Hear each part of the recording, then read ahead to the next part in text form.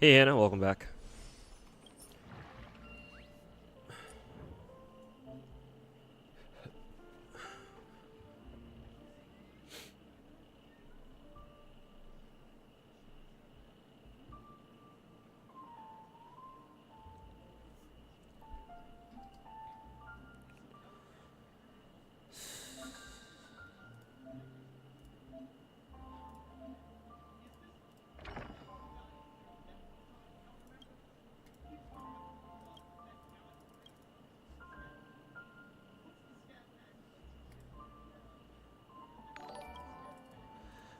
Oh, actually, my sub alerts actually work on their own for the first time in a while. Hey, I'm Green Arrow. Thanks so much for the 9-month 3 sub. Welcome back.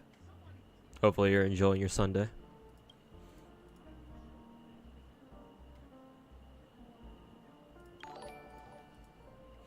Hey, Mr. Walks, how's it going, man? Hopefully you've been easy. And thanks for the 47, man.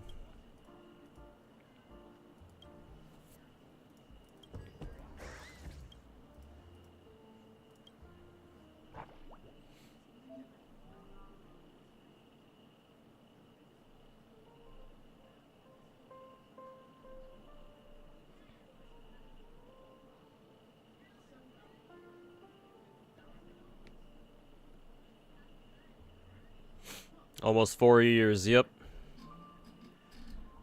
Almost 4 years, man.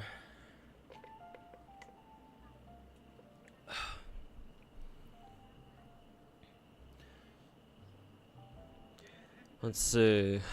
Bartender event.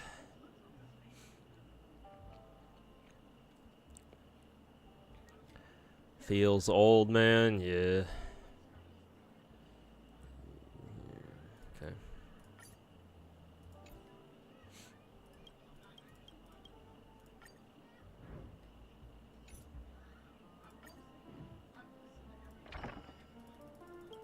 Ugh. I have to do this shit all over again.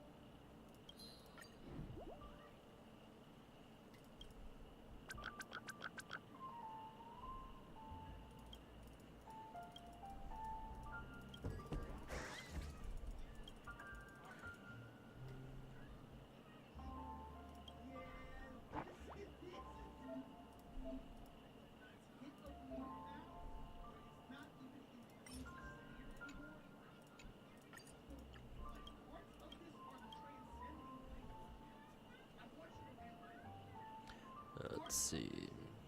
Super intense. I assume that it matches very strong or something.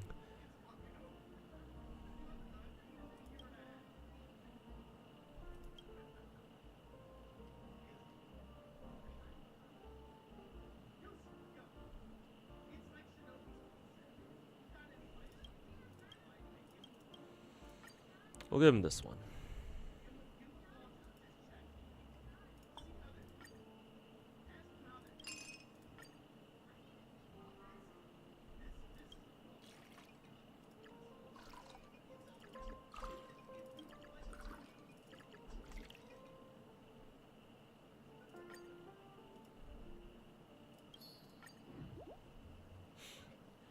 Hey Kami, welcome back. How's it going? Bartender 2. Yep.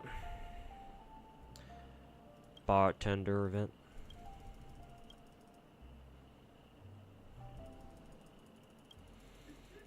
Event is basically quick maths. Yeah, it seems like it. Nice and simple.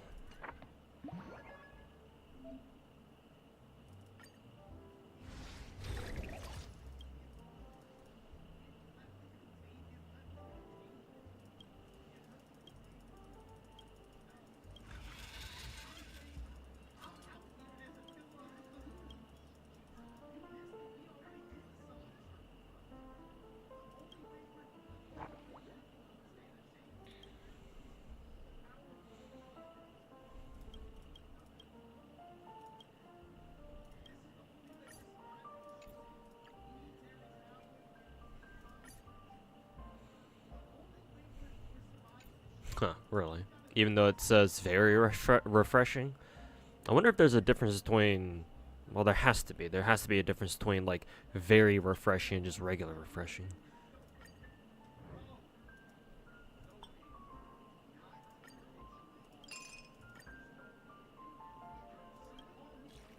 Oops.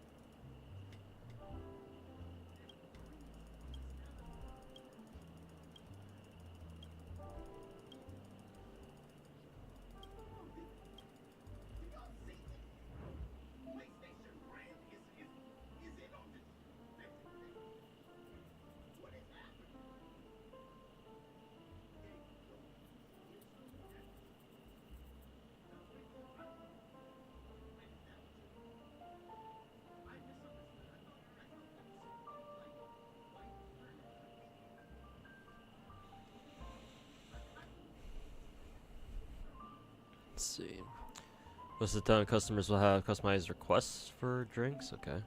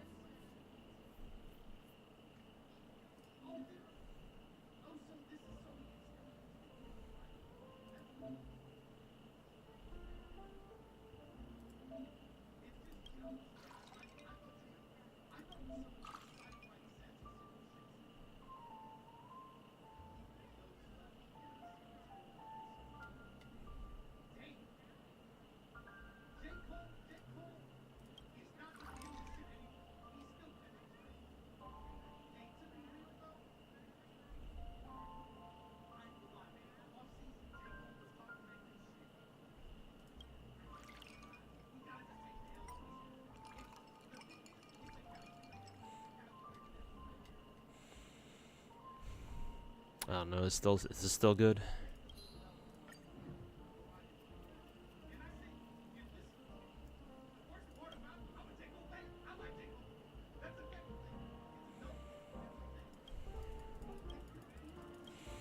Custom drinks can be a little bit tricky. All right.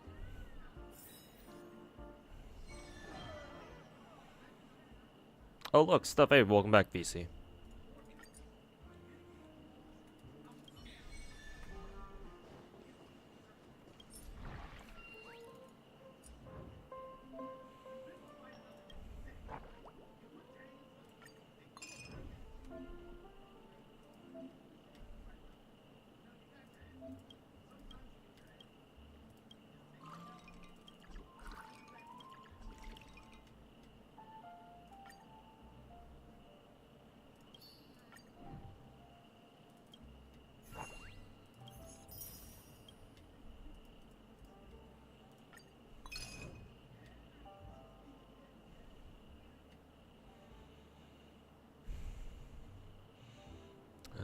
pretty sure you have to stir something.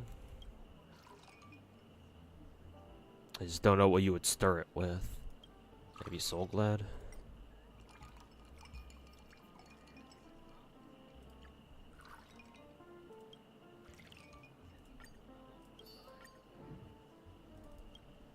There we go.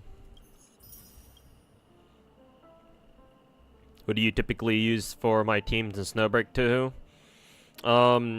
S-rank Chenxing is my best character. Cause she's an assault rifle user, or she's a rifle user, and her skill is really good. So I usually run her as my main, as my main active character, and then I'll take. These days I'll take, now that I have her, I'll take S-rank Moxen, whatever her name is. Let me check Snowbreak real quick. Moxier, yeah, that's her name. Moxier. And then if I'm doing neural sim, like higher difficulties of neural sim, then I'll take either what's her name? S-rank Fredia, cause her support skill is a defensive barrier that mitigates damage. So she acts as kind of a pseudo healer, kind of. Or if the boss is really hard, or they do a lot of damage, and I'll take A rank Yao instead, or 4-star Yao, because she's a healer.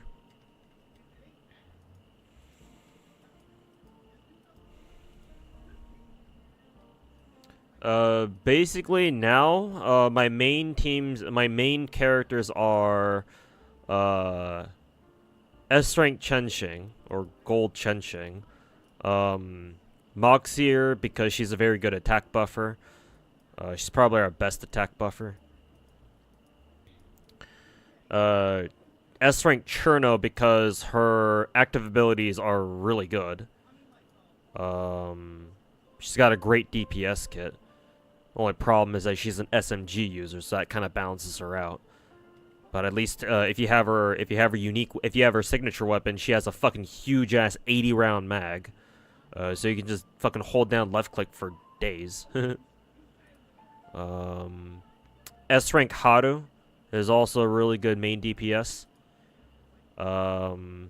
S-rank Fenny. Currently, I don't have her signature. Otherwise, I would use her more often as a DPS.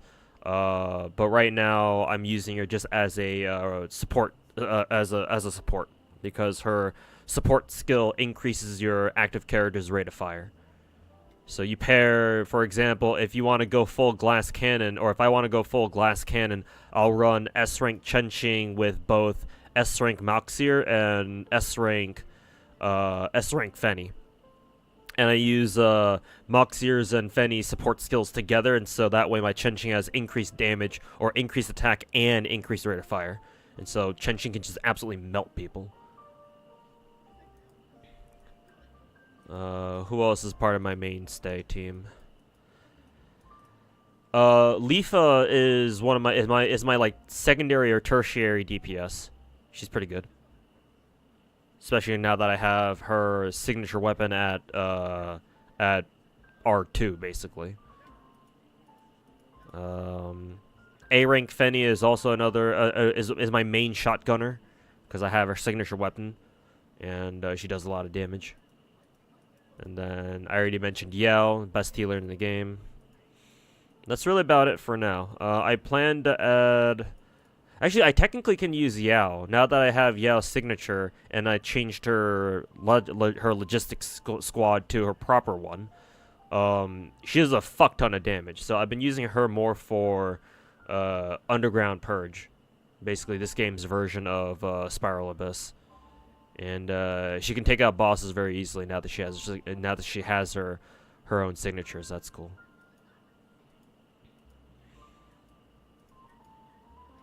But yeah, those are my main units these days.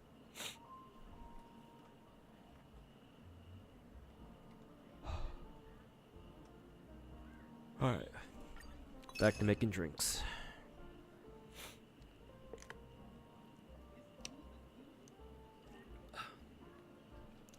can't tell what the fuck is the base is.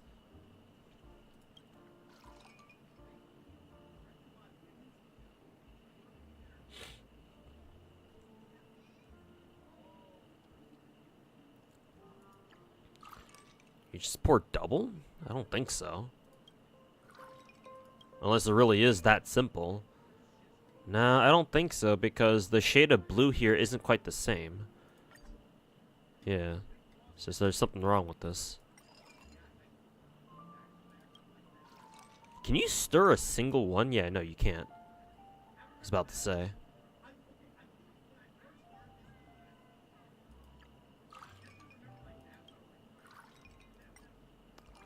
And then maybe you stir?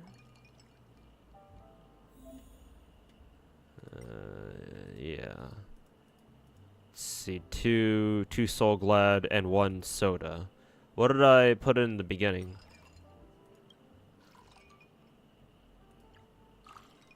And then 1 soda, right?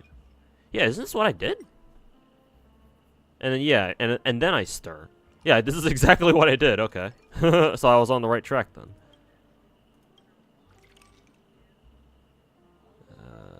Oh, the gradient in the picture is throwing me for a loop. Because it's kind of green in the middle, and then it transitions the blue towards the end, but the smaller resolution makes me think that there are like 3 layers to this.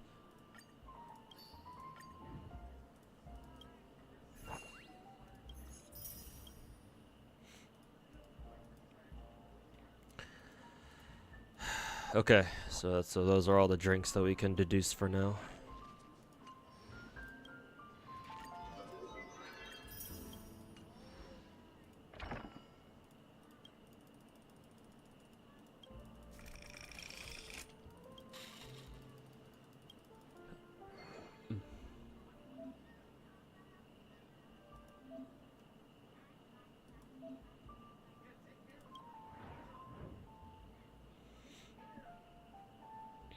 Super thick drink in a small glass. Small. Less ice, and then very thick. Thick.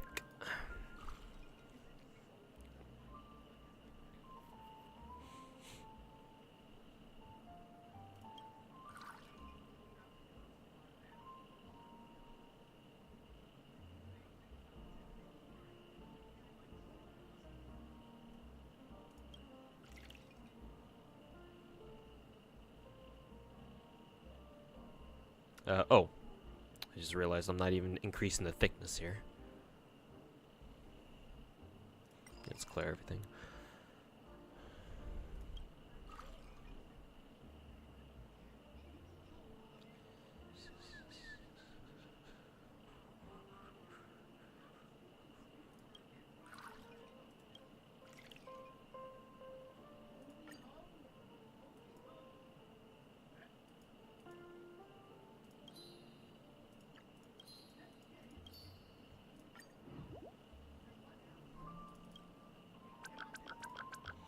Hey, stupid Chase, welcome back.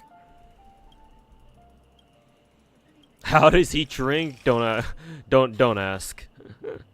It's Star Rail. Shit doesn't make sense. Give me another small glass of sweet multi-layered distinctive drink. What happens if I go into Premier Drinks? Let's see. Small glass of sweet multi-layered distinctive drink. Is distinctive an actual tag?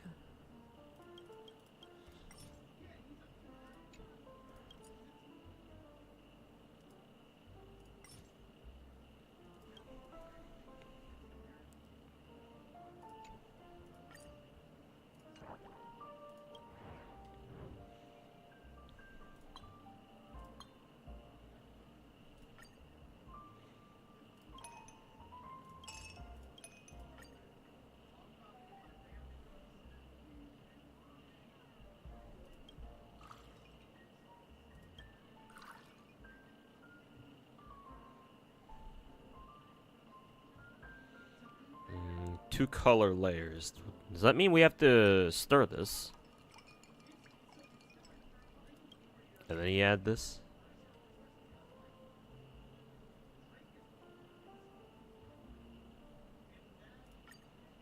Seems okay.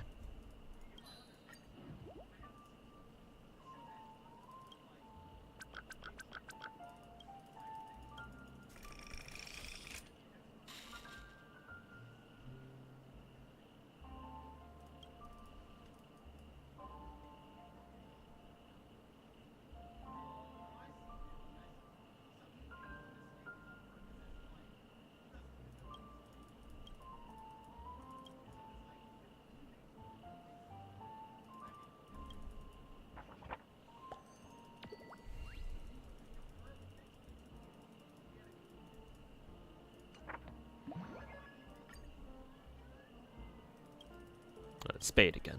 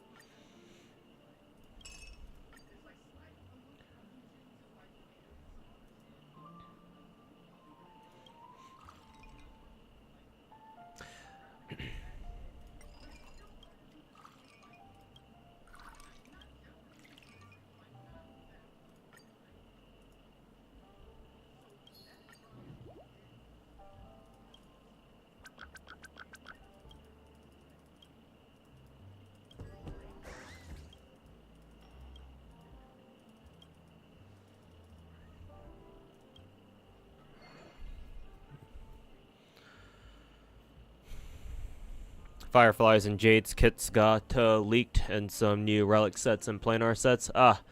Maybe I'll look them up after I'm done with this event, assuming that I can get this event done within a couple hours. The event seems easy enough. Hopefully it doesn't take me like 3 hours.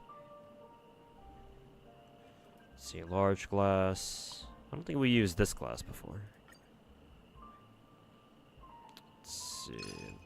Throwing some good ice.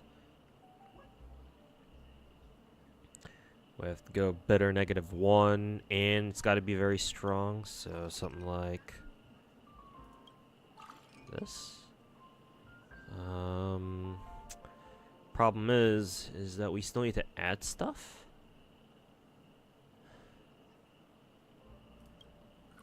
Maybe we just do something like this, actually.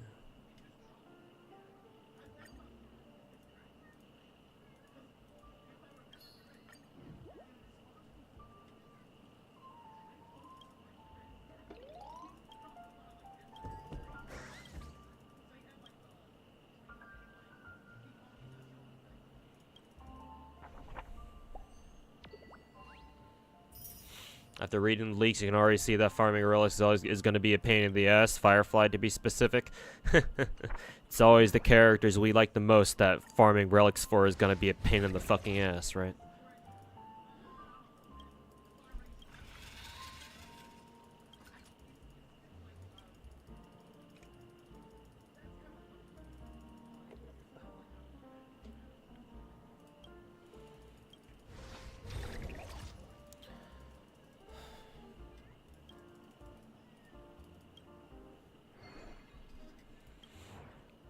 Large and strong.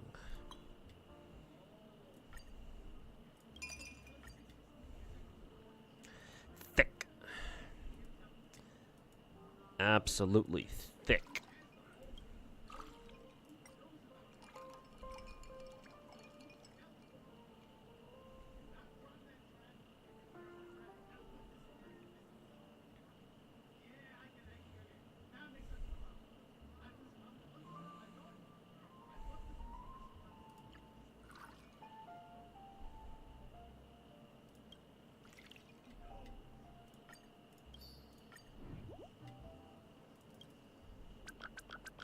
Anything for her, though? True.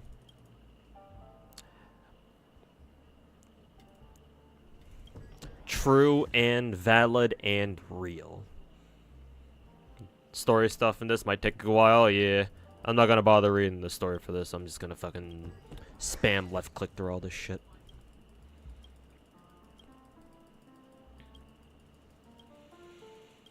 I already dealt with the bullshit that was 2.0 and 2.1 story so far, so yeah, whatever story this event's got can go fuck itself.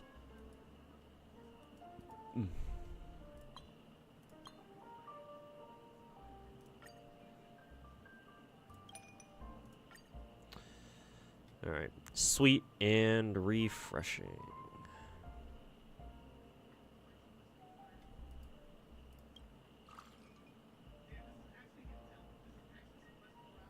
Let's see.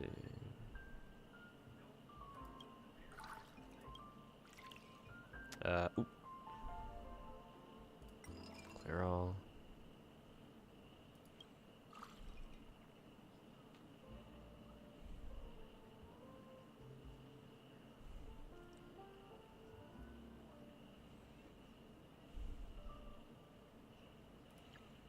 Oh, oops, didn't mean to do that. Let's see. Oh, it can be over 1. I thought I had to have it at level 1 sweetness. Oh, okay. And that changes things a little bit. Let's see. Oh. Didn't want to do that. There we go.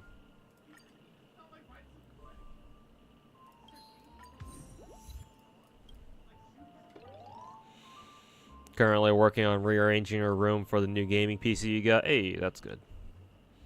I took some time before the stream to clean the top panel of my PC at least a little bit because there was a lot of dust clogging it up.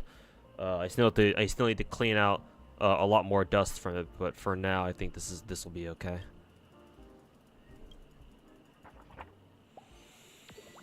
Their light cone art got leaked too. Very good.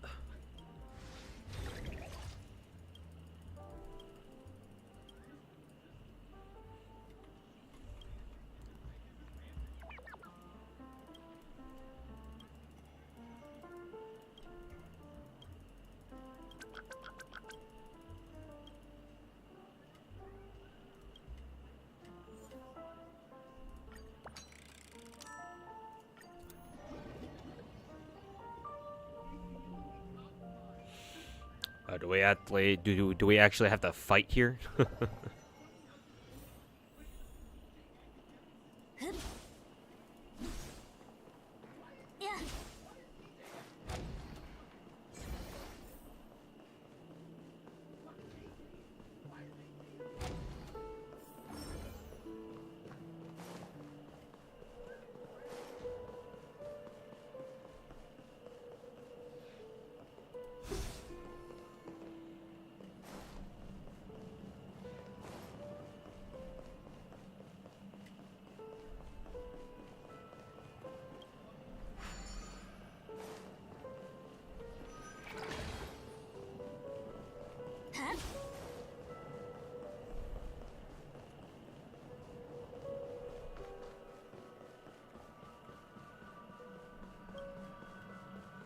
Hopefully you'll no longer have to pay back on what's basically the work computer you and your friend use.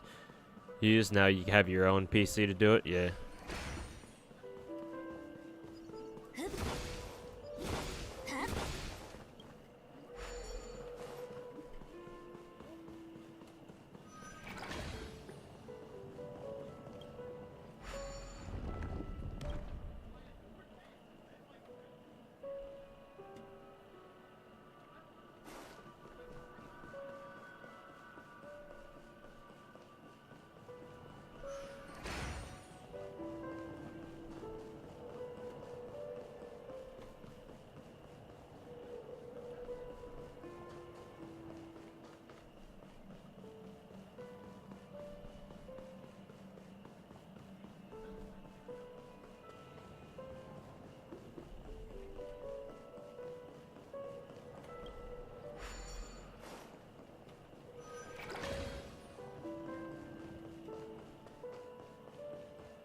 Hey, this guy rules. Welcome back.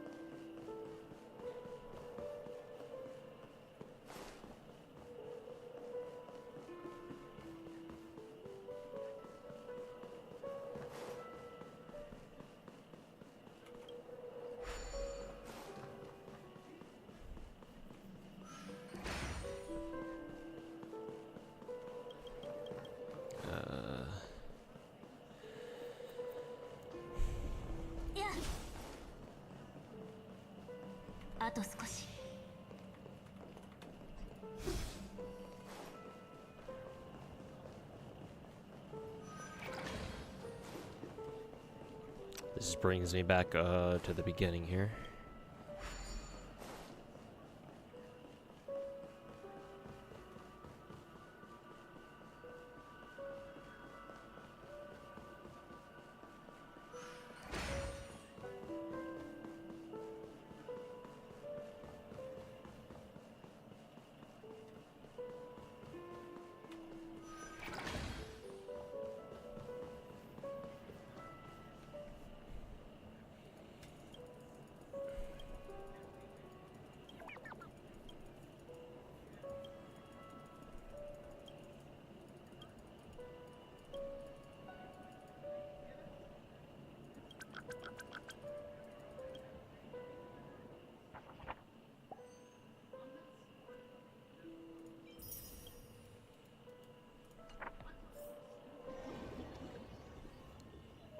So just a puzzle then.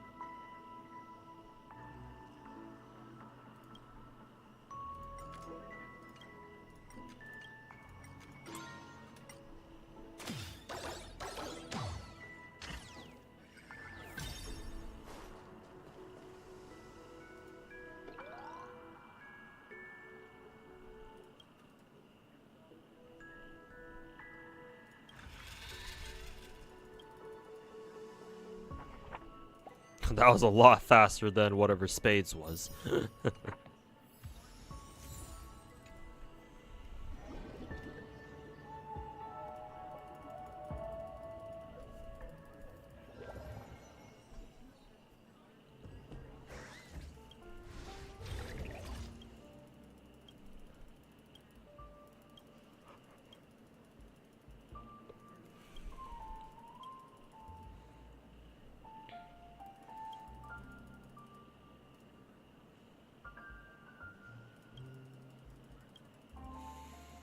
Doesn't this event end today, speedrunning the entire event? Yeah, I was planning to start it yesterday, but ended up not doing so. So yeah, I basically have to speedrun this in about a couple of hours. I don't want to be streaming for too long tonight, because obviously work starts back tomorrow, because tomorrow's fucking Monday. So yeah, the entire stream will probably just be me speedrunning this from the beginning. Usually Star Rail, even Star Rail main events don't take that long if you speedrun it. But you never know. Genshin main events can be kind of a bitch in that sense.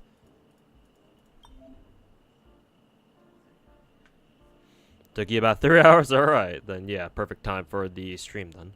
Assuming I don't get sidetracked by chat talking about stuff.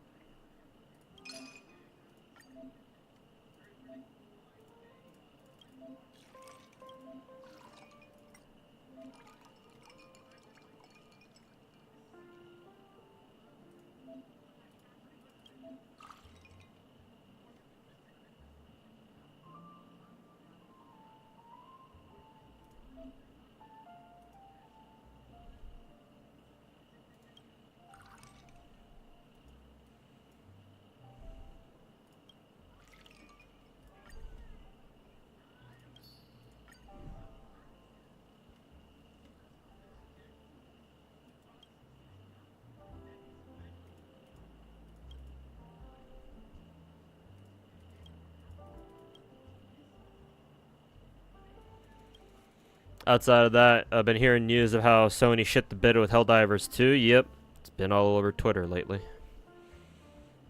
That and Kendrick versus Drake beef, which I have no idea what the fuck's going on with that, because I don't pay attention to mainstream fucking music or media that much.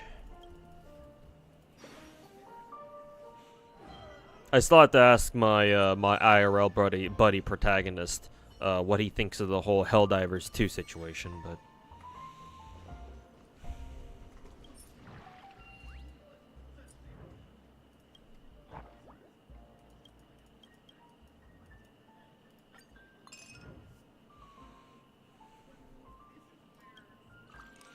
is it just 3 parts Dream Jam?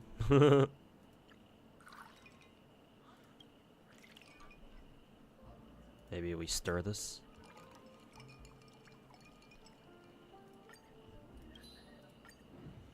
Yeah, there we go.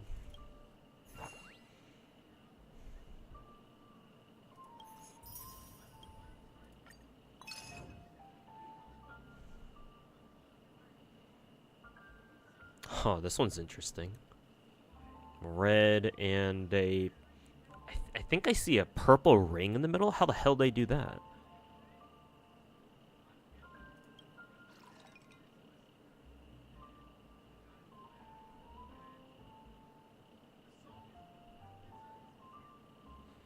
What if they added a Dream Jam? And then they stirred this? Yeah, I think that's about it. I think that's about right. Oh, it just turns purple automatically. Gotcha.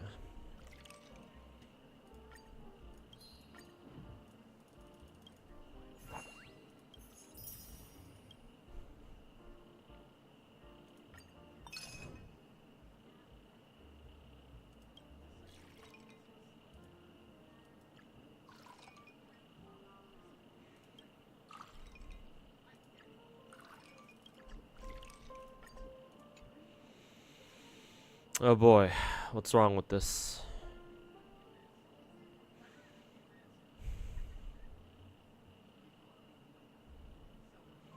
Maybe the bottom two? Oh, didn't mean to stir that.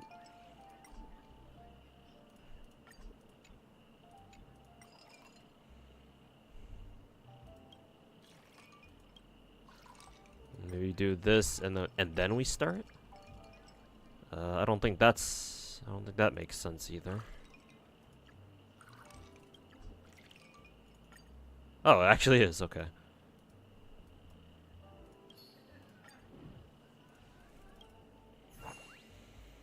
The Kendrick and Drake beef is overblown but insane if true. I don't even know what the fuck is going on.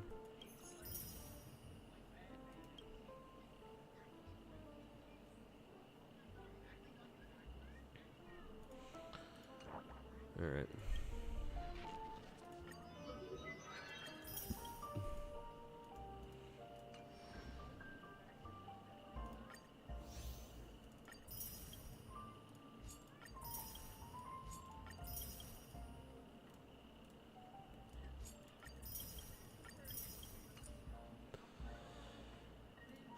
Alright.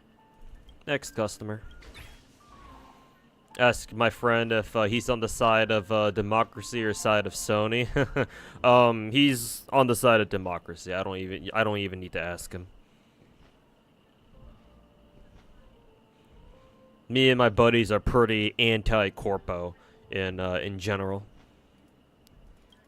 Unless it's a corpo that we really, really like. So, yeah. He's gonna tell me fuck Sony, most likely.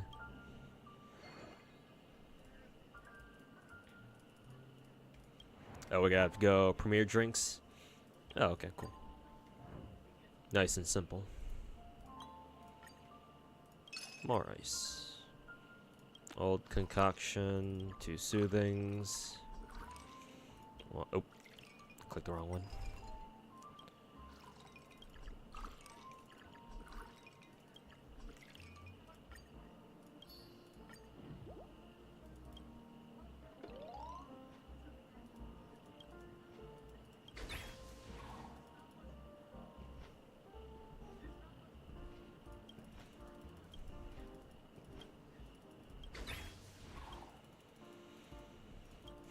You like capitalism but hate corporations? Yeah. Actually, now you put it that way, sounds kind of funny, doesn't it?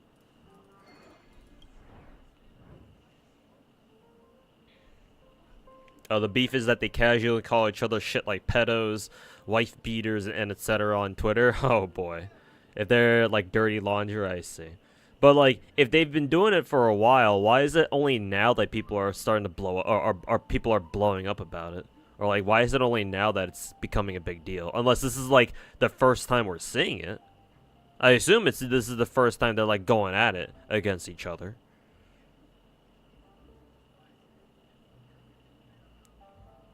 Your $1.50 Costco hot dogs a bay, bro. You must be lucky that your Costco still has them, because my buddy protagonist said that they got rid of the $1.50 hot dog drink and hot dog drink combo from our Costco. At least I'm pretty sure that's what I remember. Like, they've been getting rid of a lot of shit from the menus now. Like, they don't even sell churros anymore. And to me, that's pretty fucking sacrilegious, because they've always had churros. Like, all my fucking life. And now they don't.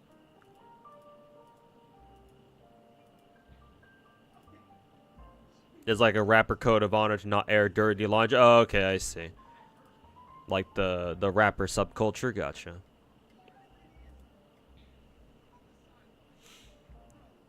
Vulnerable, very, okay, slightly bitter. Is there any, let's give you a standard glass. Slightly bitter, strong, stir, and then very refreshing, okay. So slightly bitter, has to be strong, but it also has to be refreshing, okay.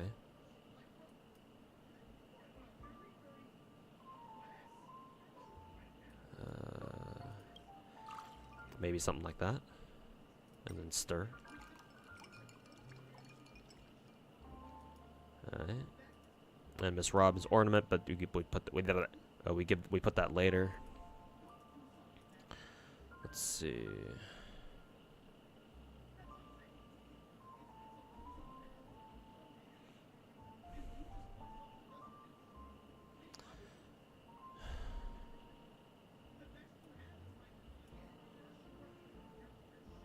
Can I just... Yeah, I have to fill in all the drinks here, don't I? So if I do red sunset...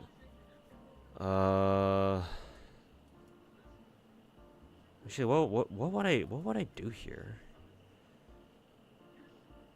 Let's see...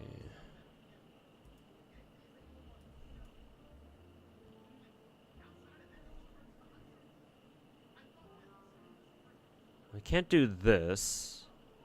See, it has to be very refreshing too. Actually, no, we could just do this, yeah, because it doesn't matter. The thickness, the thickness going below -2 doesn't really fucking matter. So, yeah, whatever. Fuck it.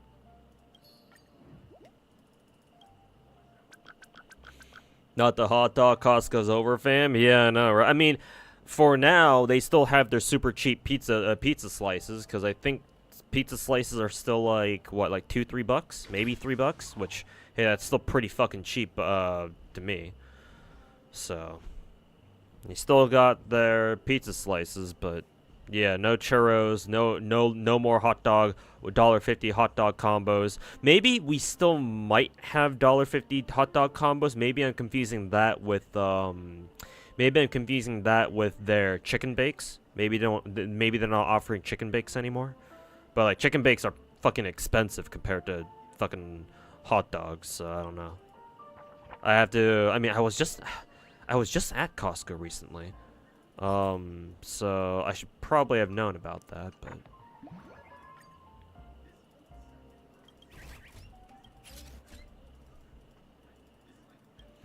there's no way that should happen. The whole point of Costco is that the owner says he wants the food court to be affordable. Yeah, but times change, don't they?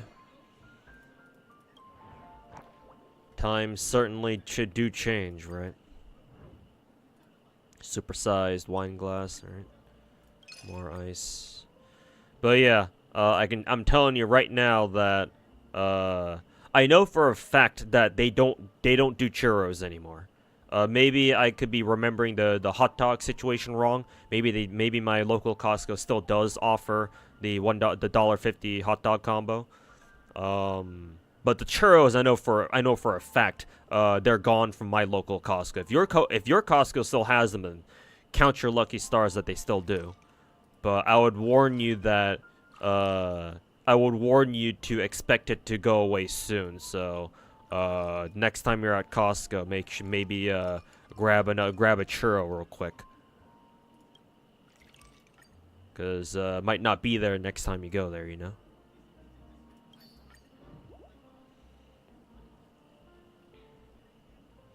Costco's nothing to you without the churros. I know, right? Because like, other than Costco, like, legit, like, I think Subway's is the only other place that I can actually regularly get churros from now. And, like, they're, like, I've never had one, so I don't know how good they are. I think Subway's partnered up with, like, Cinnabon or something, which is, like, a dedicated, like, sweets, franchise or whatever, right? But I'm pretty sure the churros cost, like, $3. Whereas at Costco, they only cost like maybe $2, maybe $1.50, or $1.50, $1.50, maybe $2. So whatever the case, it's definitely going to be more expensive.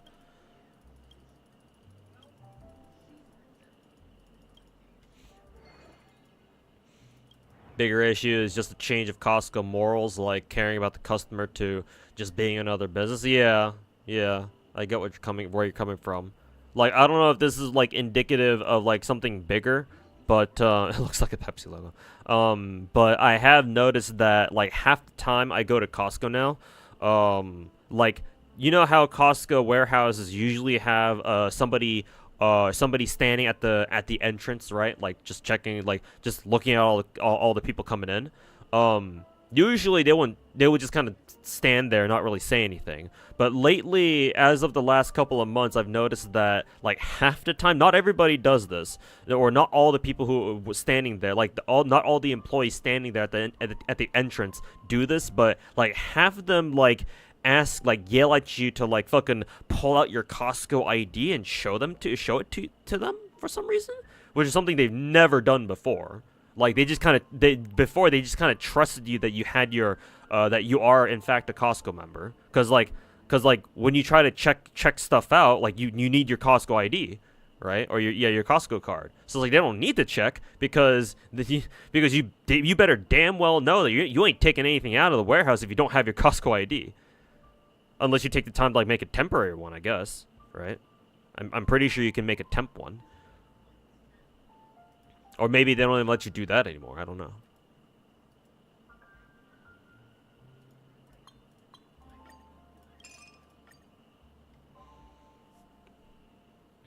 Slightly sweet, strong.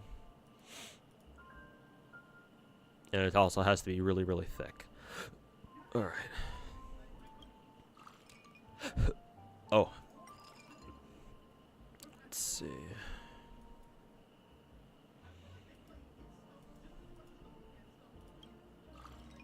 Alright. And it also has to be strong. It also has to be very thick. So maybe like that?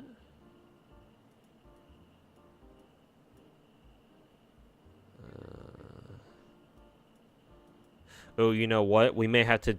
I may need to grab a bigger glass for this.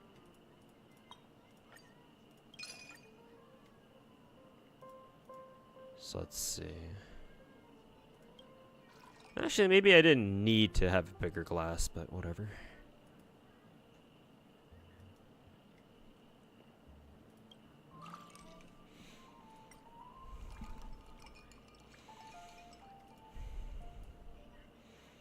It also has to be very thick.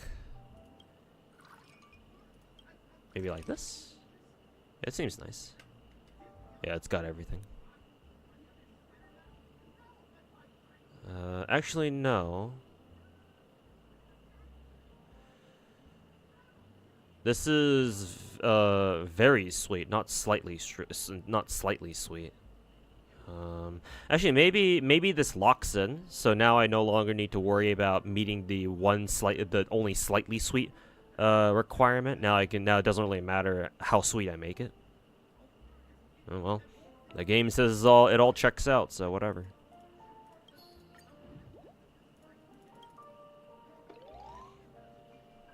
Base don't care about the layers on top. Gotcha. All right.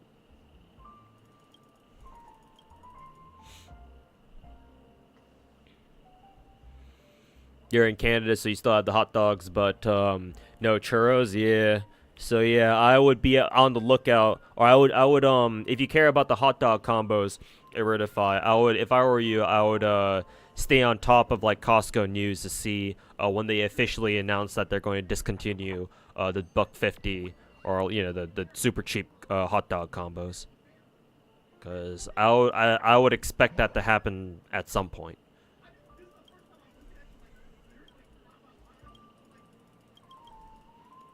I'm on my hot dogs like a hawk.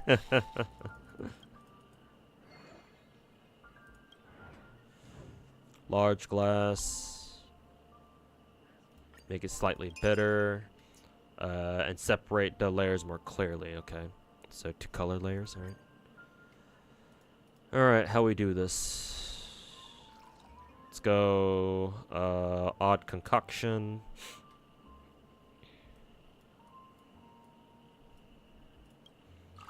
Just 2 color layers. We'll stir now.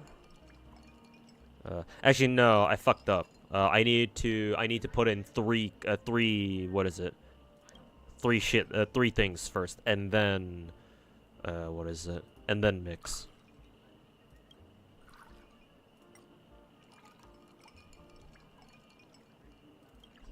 There we go.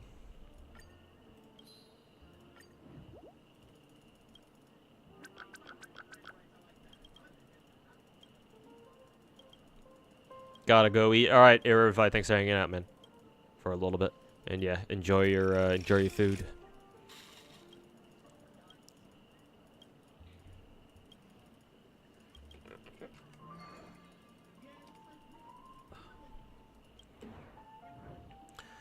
Extra large. All right. No ice. Very sweet, very strong. 3 color layers. All right.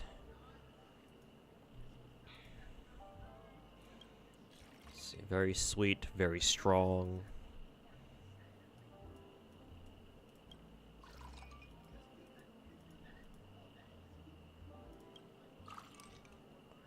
Stir now.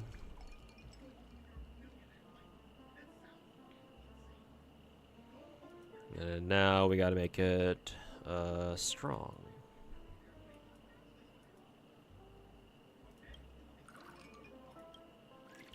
There we go.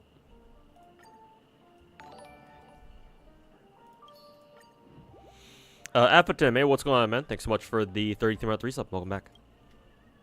Hope you've been enjoying your weekend so far.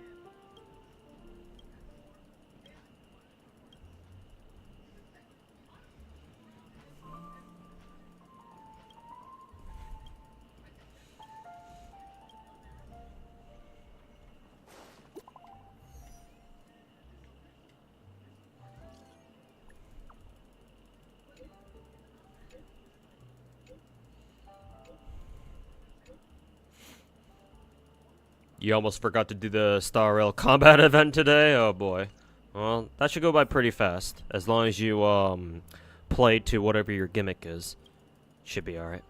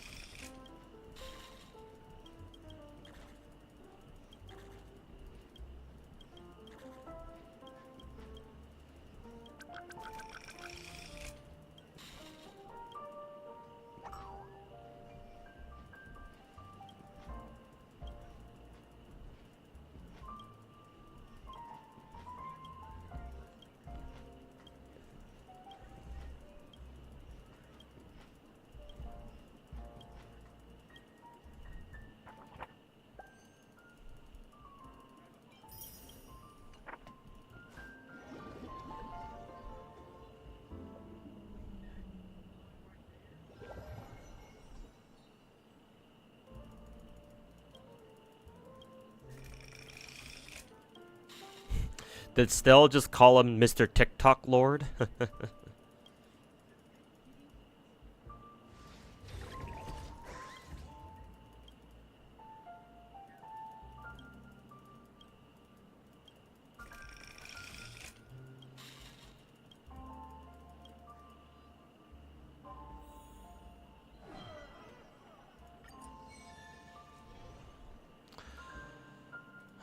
see. The combat event was Tides of War, right? Yeah, this should be alright. As long as you... Some of these, you may have to use the default characters. Like, for example, whichever one that gave you... Oops, didn't mean to actually start it. Whichever one gave you Argenti, I think that was the only one that I had to take defaults for.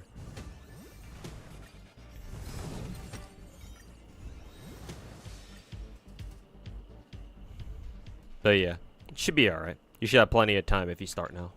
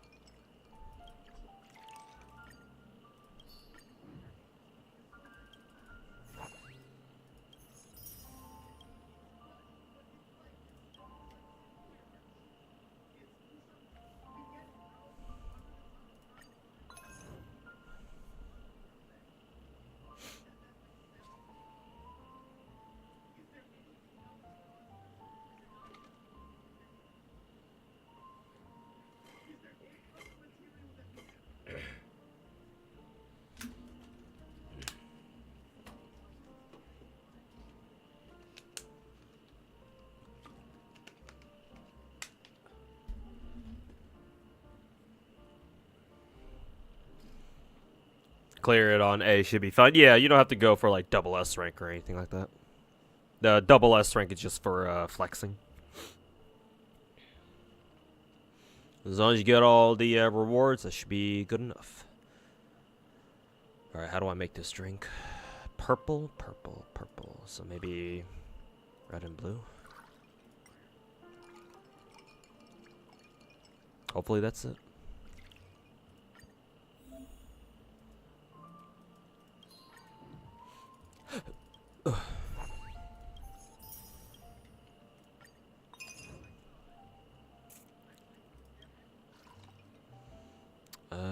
Ooh, that looks very, orange.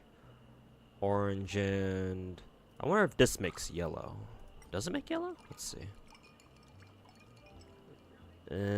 Not really. Oops.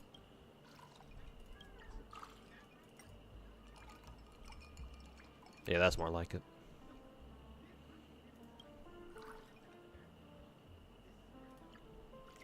Is 2? Yeah. Okay.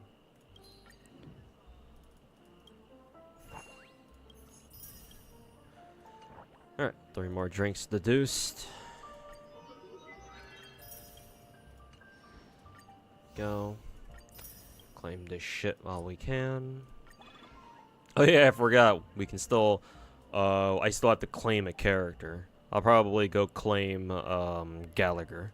Actually, do I go for waifu? Maybe I'll go for Shay instead of Gallagher. But then again, having Gallagher having his debuff cleanse off his E2 would be really, really nice.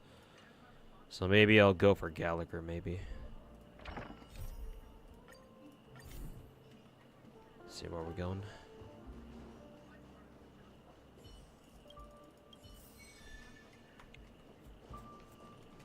Oops.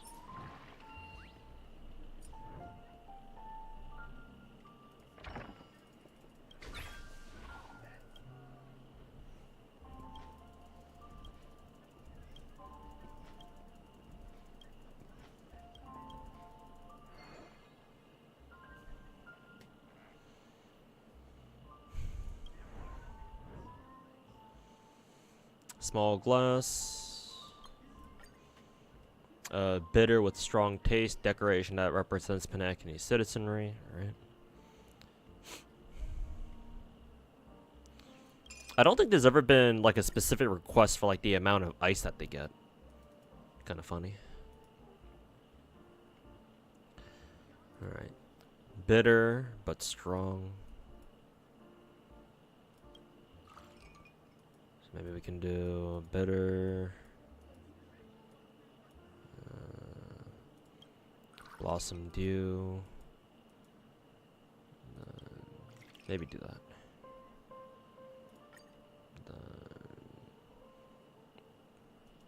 Then one represent the Penaconians. Maybe the Hanu card? Nah, okay.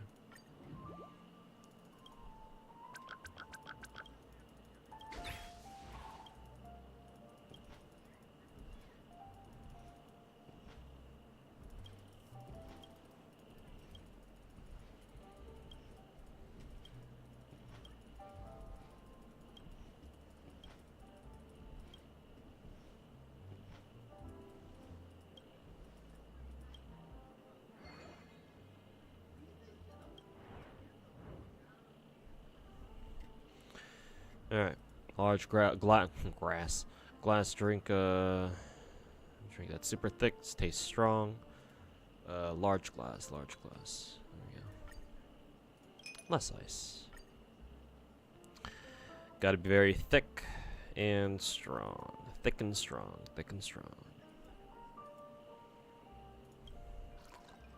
Thick. Absolutely thick.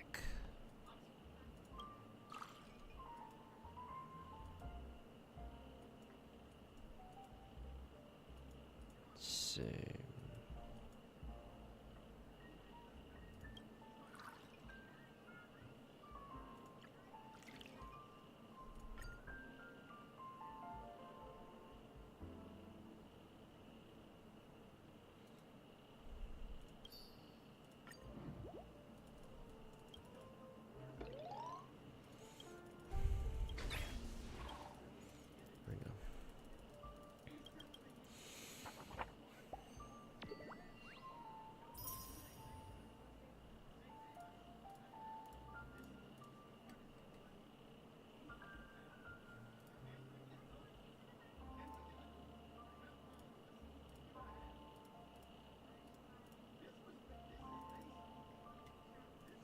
Okay.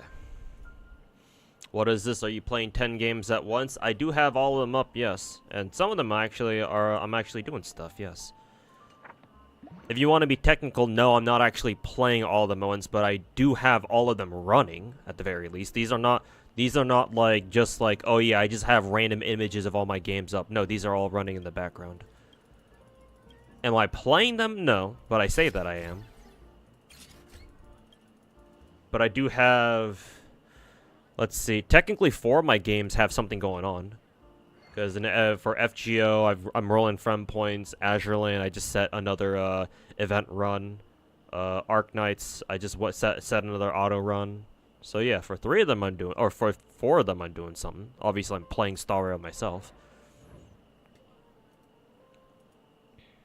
Oh, finally we have our first ice request. It's funny. glass doesn't matter, just less ice. Flavor base, gotta be uplifting. Alright. So slightly sweet but mellow.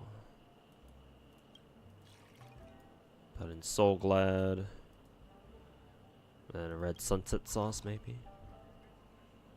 And then stir. And it's gotta be refreshing. I'll just put in 3 of these, I guess. More Karmatrain or whatever that drug's called.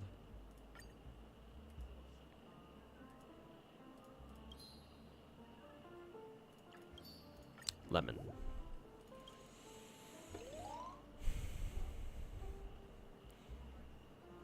You do need to get a new desk, especially when you have a cat. That'll get in the way. Make sure you have good cable management too, and make sure to protect your cords so that your cat doesn't get to them. Assuming that your cat is the type to who likes chewing on random shit, especially cords. Where's Blue Archive? 3rd from the left.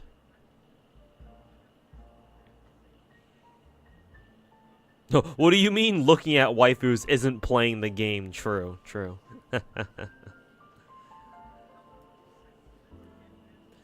You right. You right. Even just looking at your gacha account is playing it, technically.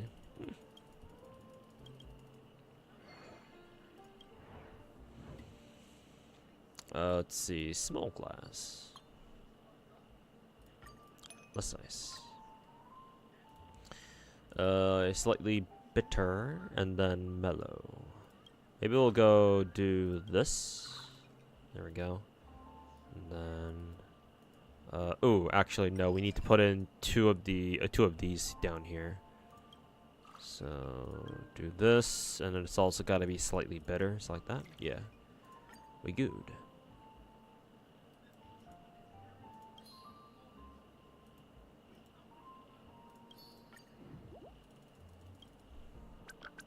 Definitely a full-time bastard. Yeah, then you're definitely gonna have to protect those cables.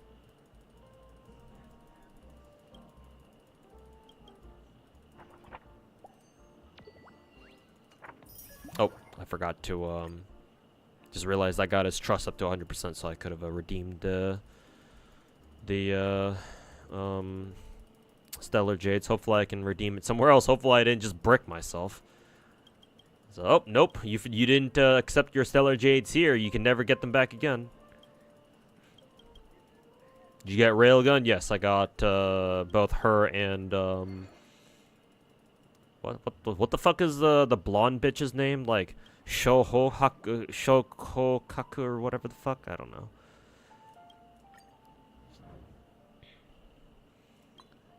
Mini wine glass. Less ice. Soul Glad. Blossom Dew, and then puffer goat milk. Fluff ball.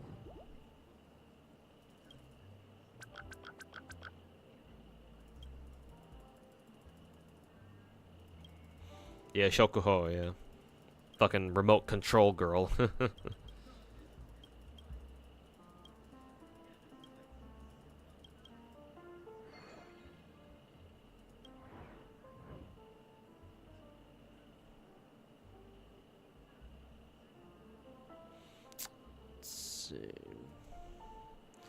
Extra large.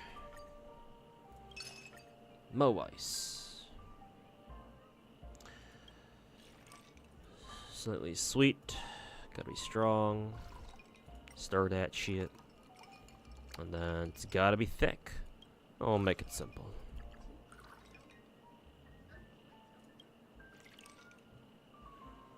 Oh, oops. Let's see. Sweet, strong, stir. Now we gotta make it thick.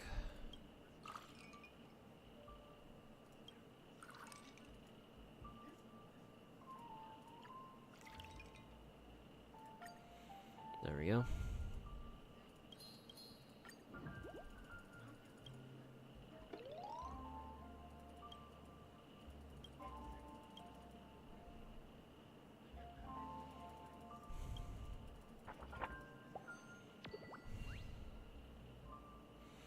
Don't think they'll ever get rid of the Costco hot dog, though. That's the last stand. I mean, again, I hope your local Costco doesn't ever get rid of them, but for mine, they already did, I'm pretty sure. Again, I could be remembering it incorrectly. Maybe, obtain... Oh, okay, they're only obtainable after story progression and blah, blah, blah, whatever. But yeah, I'm pretty sure I'm remembering it right that my local Costco no longer has the $1.50, hot dog combo. Which gacha is your most expensive if you were to sell? I mean, you don't even need to ask the second half. You could just ask me which gacha was the one that I spent the most on, and you know, I'd know what you're talking about. It would be FGO.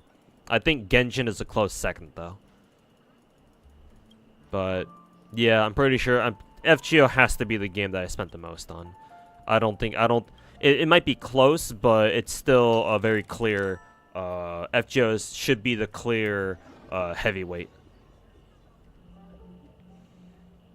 Simply because I've been playing FGO for much longer.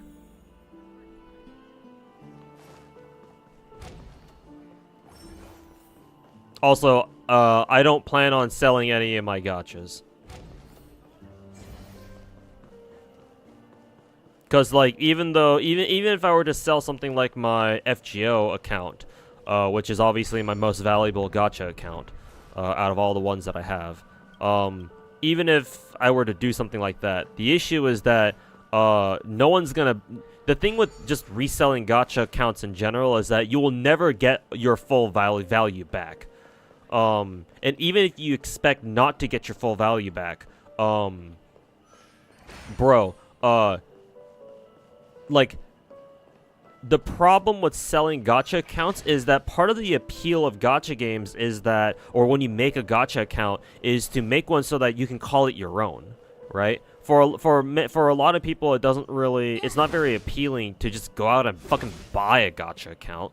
Obviously, you know, there are still some people out there who would still do it, especially for like overseas servers. Was I supposed to smack that one dude in the back? Right here.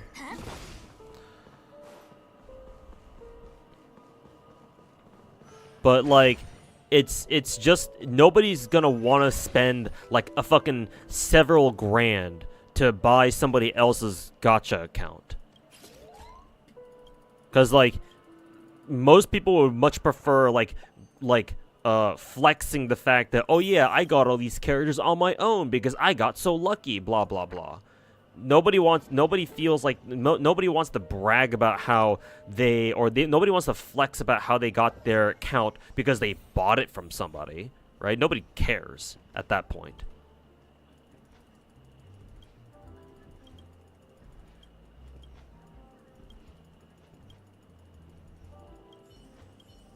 But anyways, like I don't bother. I'm not gonna bother selling my accounts. Simply because, like, ain't nobody out there who will want to buy my fucking FGO account. Like, honestly, I feel like there's like a maximum, like an upper threshold of how much you can charge for when you're trying to sell like a gacha account. Like maybe if you were to sell, let's say, a Genshin account, right? People would actually care enough to like bring out the big bucks and shit like that. Ugh.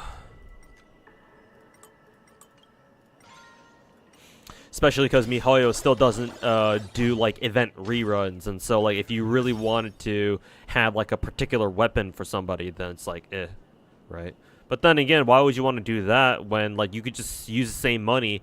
You could use that same money and just wait for a rerun for like a character's 5-star BIS weapon and just roll for that shit instead, right? Unless you just want to have the clout.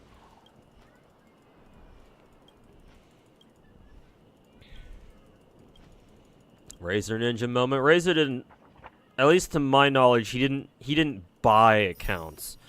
He just bought Saint Quartz at a discounted rate through not so legal means. But as far as like buying accounts go, I don't think that was him. At least I wouldn't know anything about that if he did do stuff like that.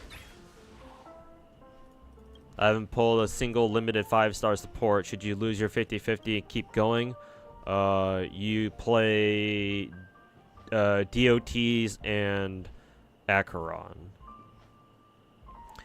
You don't have a single limited 5-star support. If you lose your 50-50 for Robin, should you keep going to guarantee her anyway?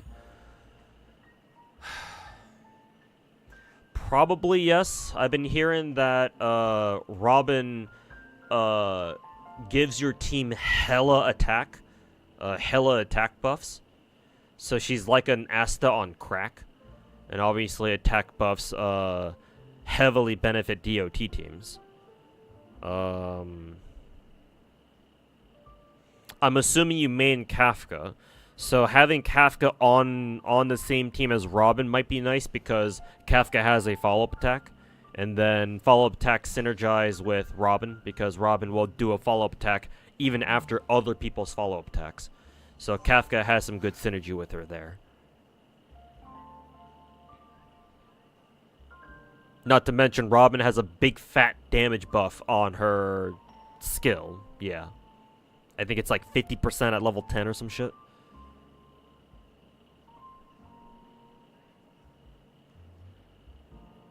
He bought the second JP account. Oh, okay, I see. Well, I'm not really too bothered by that because like if I'm gonna get pissed off at Razor Ninja for buying a JP account, like bro, everybody, like a lot of people used to buy JP accounts back in the day. Like he wasn't the only one, so I'm not gonna single his ass out for doing something like that. Cause yeah, a lot of people did that back in the day. Also, why is it underneath? The fuck? Where do I need to fucking go?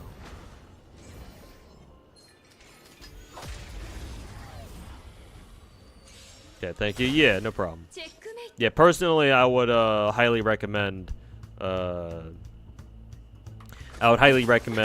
for Robin if you indeed are planning to run DOT teams.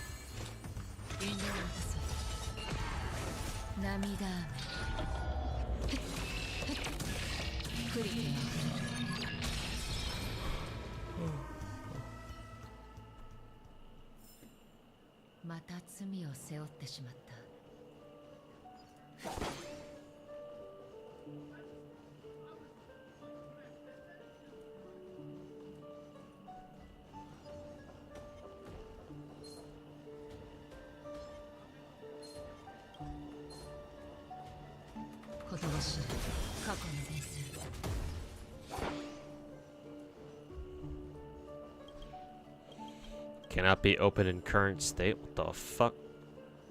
Where's the map even want me to fucking go?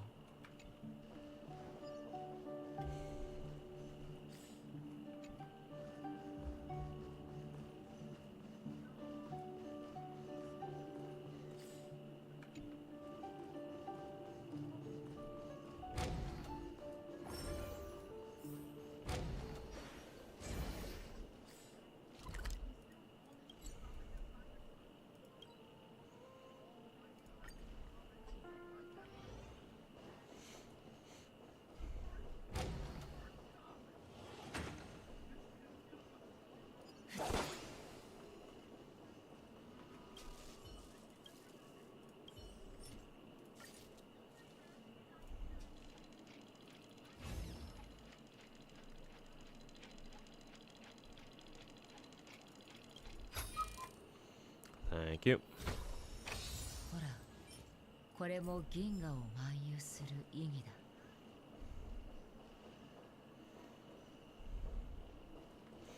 I have no idea which elevator takes me up one floor, but...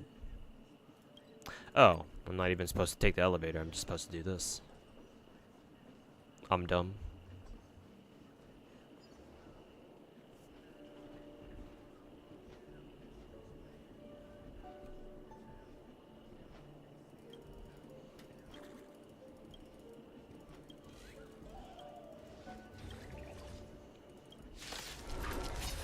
Oh, are we actually fighting? Ow.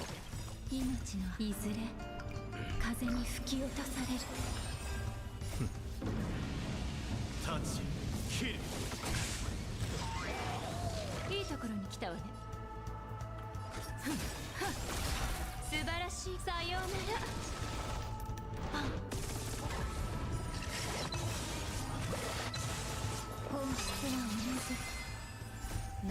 With the state of Star Rail, the best support is the most recent one. Not necessarily. Shit, I used the wrong skill. Not necessarily, Aphatim. For DPSs, yes, absolutely. DPSs are like shield, like preservation supports, yes. But Harmony is the strongest class in the game. Because their buffs are so good that they kind of transcend meta.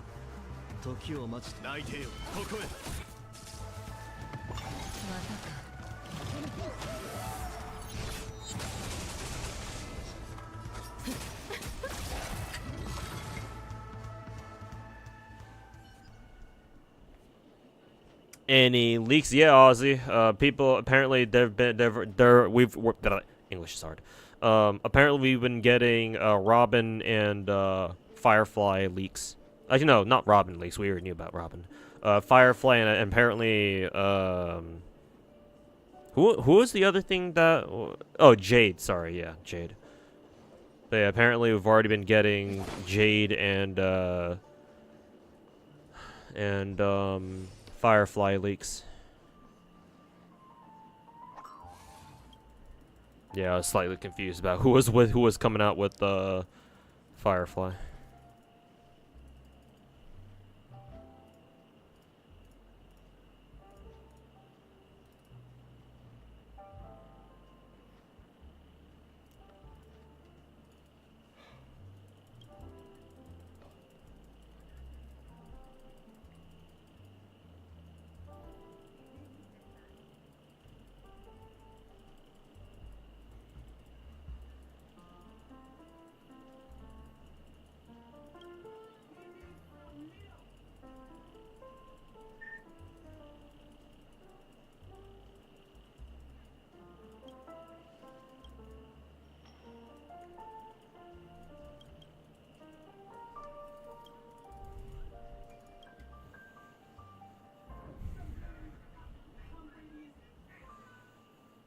Firefly, yeah.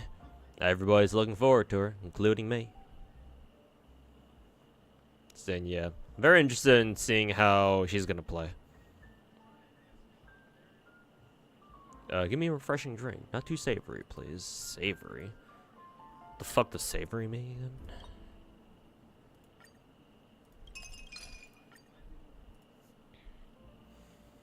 Ah, very few flavors. Gotcha. So, in as little flavors or different, in as little different drinks as possible, I think, is what she's trying to say.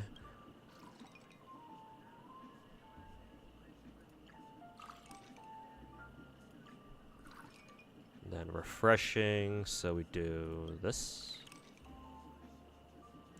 It says very few flavors, and I only use 2, but it's not letting me do that shit. Maybe we gotta go small?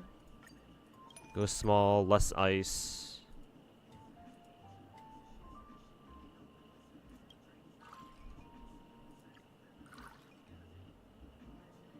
Then -1? Yeah, why does this one work this time? Alright.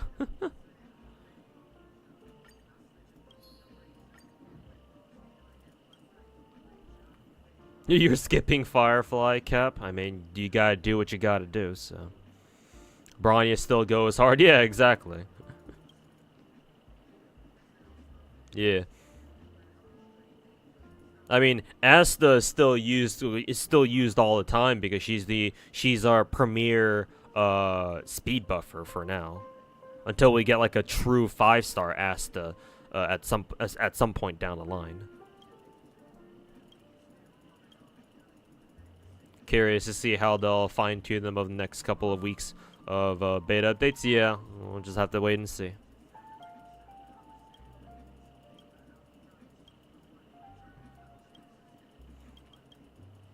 From what the leaks are looking like, she's looking to be a weakness break DPS. Oh yeah, then that makes sense. Yeah, because when I went over Boot Hill and HMC or main traveler, harmony main character or trailblazer or whatever you want to call them.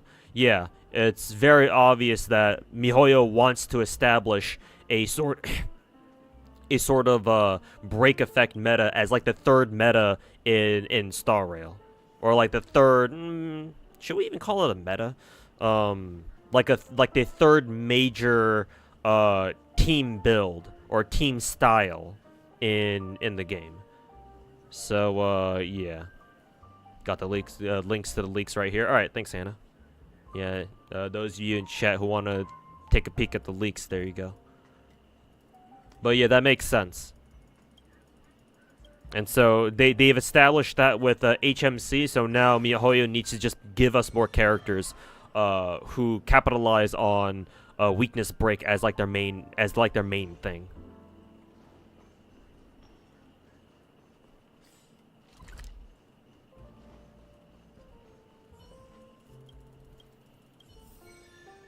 Or maybe like a Bronya altar. Third, yeah, Avatim. So in Star Rail, there are two major team build styles. Sorry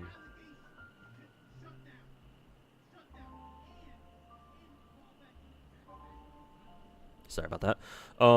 The first one is just the standard crit builds, right? You run your team, you run your DPSs on crit builds, right? Build them to conventional crit rate, crit damage, blah blah blah. Give them as many CRCD stats as possible and try to get them as high as you can, and the higher the stats are, the more damage they do. Pretty simple, right?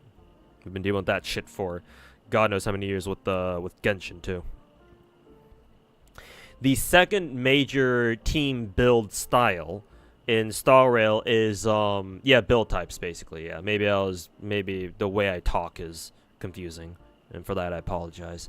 But the second major build type in Star Rail is DOT.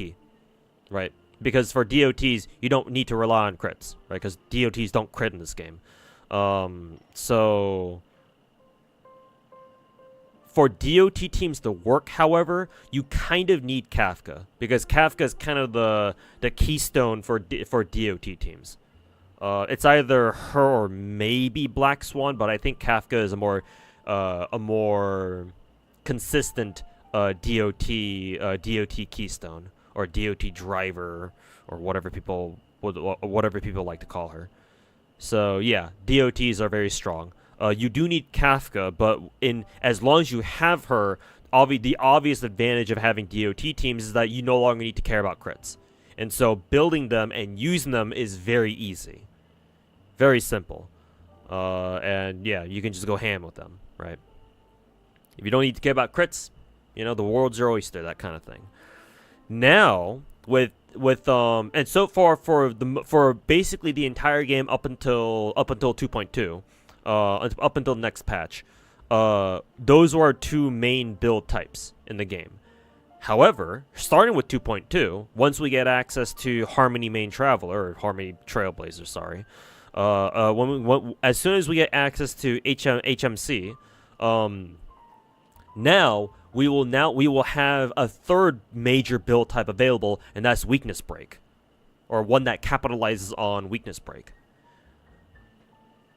And the major advantage of Weakness Break Weakness Break build types is that you don't need to care about crits, because again, I believe break damage doesn't care about crits. Like, they only scale off of what your break effect stat is, right?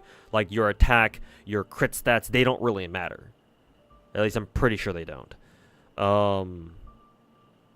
Yeah. So they're like DOT teams, but kind of they're like an in-between between DOTs and proper crit teams. It's like somewhere in the middle, I think. Because ideally, you still want to give your break DPSs good crit stats, because they may have good skills and good ults. They may still have good damage outside of breaking people, right? And so if you want to min-max your like break effect DPS's damage output, then yeah, you still want to give them some crits. But like you don't have to, because as long as you break them fast, obviously that doesn't really matter because most of your damage should be coming from breaking them. So I predict with the release of HMC and clearly with Firefly allegedly having that sort of playstyle of her damage being centered around breaking people, my opinion or my prediction is that we will see like a rise in popularity of break DPS teams, and so that'll be our trifecta for now, our trifecta of build types in Honkai Star Rail. I could be wrong. We'll see how strong break builds are in this game. But if they were able to pull off DOT teams in this game, then nothing to say that break types can't work in this game either. But yeah, those three. Do I not consider follow-up attacks an archetype? No, because they're more of a way to get your damage, if that makes any sense.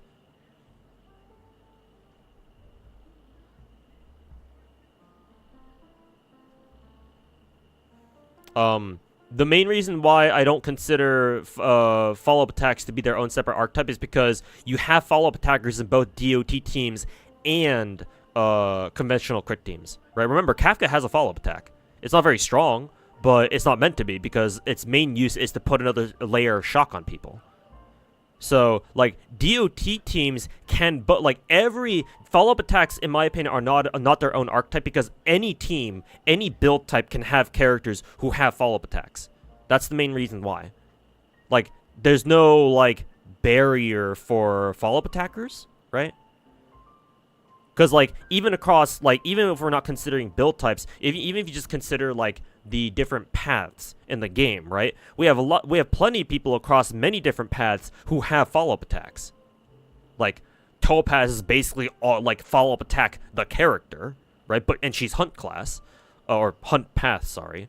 Fucking Jingyuan, right? Lightning Lord is basically a big fat follow-up attack, but he's Erudition. Let's see who else. Dr. Ratio is obviously has his follow-up attacks, and he's Hunt again, just like Topaz. Who the fuck else has a follow-up attack actually? Not the warp. Databank character. Himiko's got a follow-up attack. She's Erudition, I believe. Kafka, yeah, Kafka's Nihility, and she has a follow-up attack. I mean, technically, Bronya has a follow-up attack, but, you know, Harmony, so almost doesn't count. And plus, it's locked behind her fucking E4, so it's like, well, yeah, whatever. But, I mean, technically, you know, if we're going to include everyone, we have to mention that Bronya does, in fact, have a follow-up attack. Clara is also, like, before we got Topaz, Clara was, like, follow-up attack the character, or the original follow-up attack the character, because her counterattacks are follow-ups. And she's Destruction. We already went over Jingyuan. He's obviously Erudition. Blade is also Destruction, and he has a pretty strong follow-up attack. Yanqing has a follow-up attack. It's kind of shit. Is it shitty? I don't know. I don't really use him, so I wouldn't know how strong it is. But he's also another Hunt character. These don't have follow-up attacks. Aventurine has a follow-up attack. Yeah, when he snaps his fingers and causes all those fucking gold coins to come crashing down on people. Yeah, and he's Preservation. He's, I believe, our only... No, not the only one, because March also has follow-up attacks, and they're both Preservation. So technically, it'd be our second Preservation character with a follow-up attack. And then, who else? I don't know who else here has, like, a follow-up attack. Maybe one of these 4-stars. I'm sure they do. Or I'm sure there's a 4-star down here that may have a follow-up. Yeah, Shiyi has a follow-up attack. She's also Destruction, I believe. Anyways, my point is that a lot of paths in the game have follow-up attackers or characters who have a follow-up attack of some kind. Probably shouldn't look at factions paths. So yeah, Preservation has follow-up attackers. Nihility has follow-up attackers, even if it's just Kafka. Harmony technically has follow-up attacker in Bronya, I suppose, but it almost doesn't count. Erudition, obviously, they have their follow-up attackers. Chingche included, too. Hunt, obviously, and obviously Destruction has theirs too. Like, the only path in the game that doesn't have an obvious follow-up attacker is, like, Abundance, and of course, Harmony, because, you know, E4 Branya.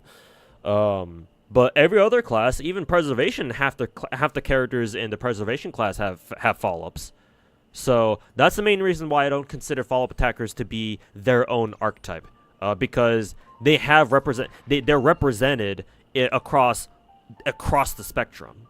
Right, like, even if there are some paths that don't have as many follow-up attackers as maybe other classes do, like MiHoYo could very easily pull out like a new character for those underrepresented paths and be like, hey, look guys, this new character has a follow-up attack, right?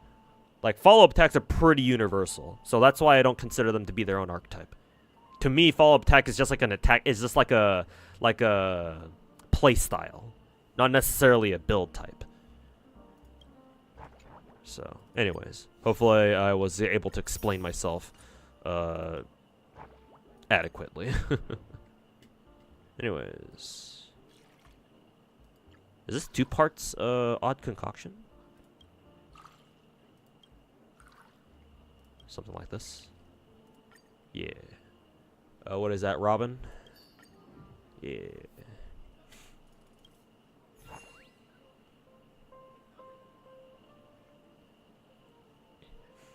Lily was trying to make break effect build work. Oh, Sweetly? Oh, she I don't know. I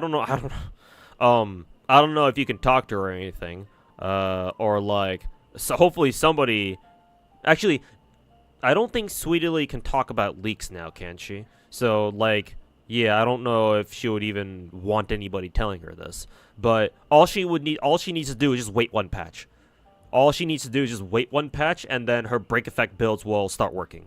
At least, hopefully, they will. So, like, maybe Sweetly knows what's coming in private or something. And maybe she can, like, kind of quietly prepare to build her Harmony MC or something. I don't know. But, yeah, I think that she's playing break effect teams 1 patch too early. Or maybe she's always tried making them work or something. I don't know. Maybe break builds, break teams are like her favorite or something. I don't know. But whatever the case, she just needs to wait 1 more patch for them to start working. Or like for them to start like being a big deal. But yeah, she's already on the right path, or she's already getting a leg up over most other players.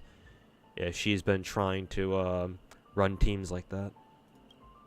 What is this? This is like a kind of an orangey. Maybe we stir it like this. Yeah, it's about the same color.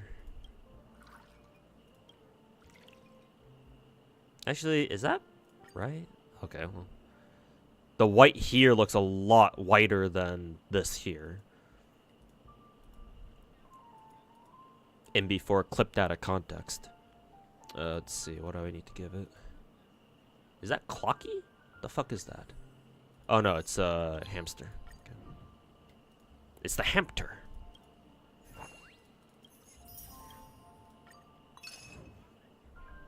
Oh, not Sweetly. Sorry, I used the Sweetly emote before, so I thought you were talking about Sweetly. No, Lily Akina. Okay, yeah. Tell her that she just needs to wait 1 patch, and in my opinion, her break build should start working. All she needs to do is get ready to build her Harmony MC, and she's good to go. And yeah, like she's kind of already ahead of the curve, in that sense. Shit, it's the wrong one. How the fuck is this different?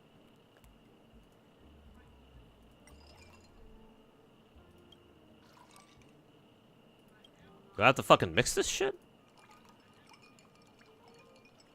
Maybe? We'll see if it works. Yeah, I didn't need to mix it. Okay.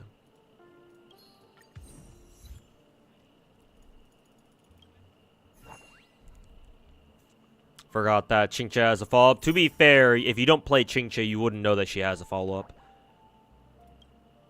it doesn't. She doesn't use her follow-up attack very often either, too. So even if you do use Qingque from time to time, sometimes depending on the way you play her, sometimes you'll never even see her use her follow-up attack either, which is kind of funny. But yeah, for anybody who doesn't use Qingque, yeah, you wouldn't really know that she has one. She just doesn't use it very often.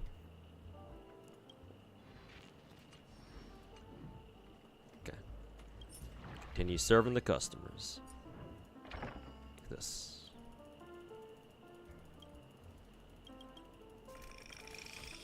Sushang stonks go up when break effect characters get added. Yeah, for real, man. As long as if she has, yeah, because when I talked about break teams last time, I remember mentioning Sushang as like another break effect related character. So yeah.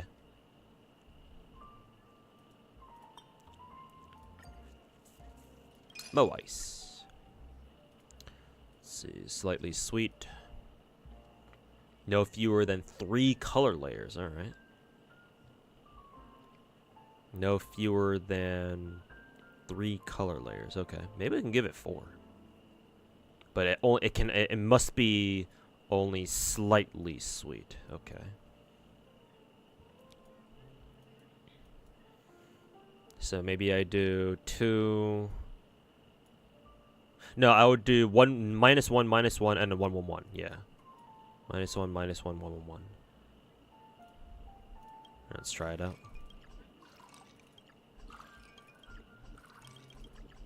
Yeah. It's like a Neapolitan.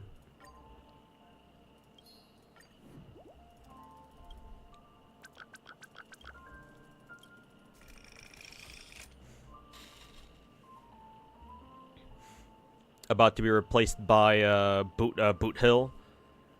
I suppose that's true, yeah, because they're both single target. Boot Hill is Hunt, right? So yeah, they're literally both single target physical Hunt characters. So yeah, Sushang might be fucked here.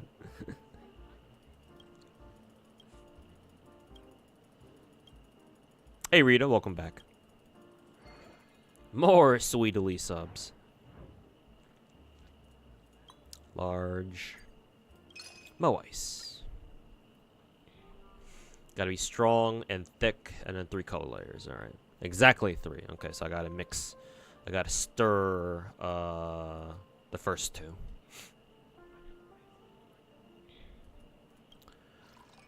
Let's see. It's also gotta be thick. All right.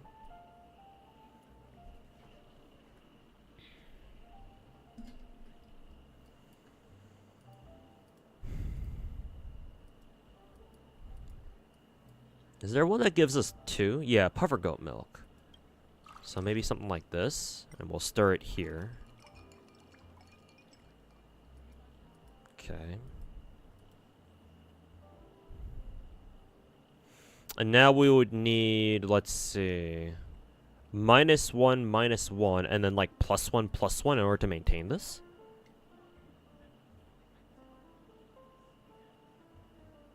This is gonna be tricky. What the fuck do we do? Wonder if I fucked up already.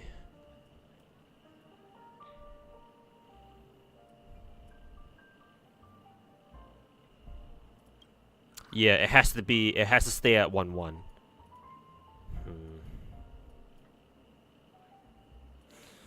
Okay.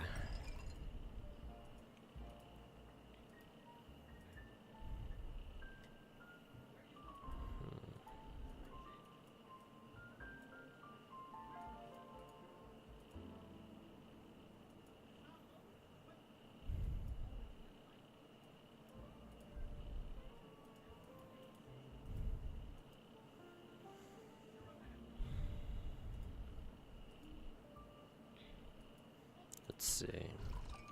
We'll do this. And we'll just fuck with the top drinks here. Or the drinks on top. So, Stellar Champagne. Mix this shit.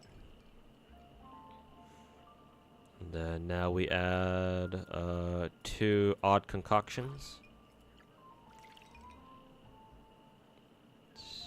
No, because we can't add two of the same thing because then it'll be that. Actually, no. All I need to do is just not stir this shit. So Blossom Dew. What did I put in? Stellar Champagne. Yeah, and then 2 odd concoctions. Yeah. All right, we're good to go.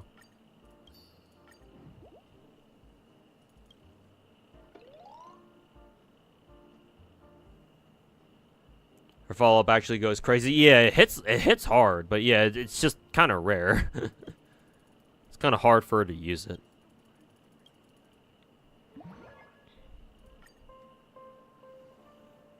Glad that most of the roster are viable and useful in some way. Only 2 you see that people have kind of only 2 characters that are kind of having issues are Arlen and Yanqing. Yeah, I mean I would hope so for games like Genshin and Star Rail, where you don't, like, compared to other gacha games out there, you don't have as many characters. So yeah, most of them should at least be like good. Or at the very least serviceable. Paper Moon, don't get it wrong this time? What do you mean get it wrong? Don't get it wrong this time. The fuck?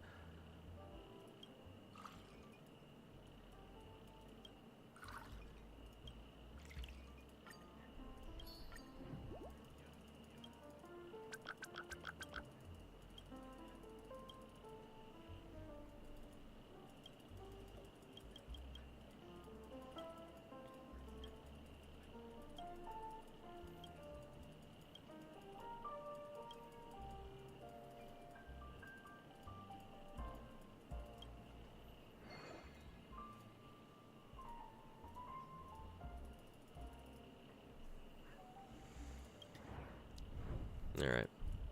Large glass, less ice. Gotta be sweet, mellow, refreshing. Sweet, mellow, refreshing. Sweet, mellow, refreshing. Sweet, mellow, refreshing. Okay.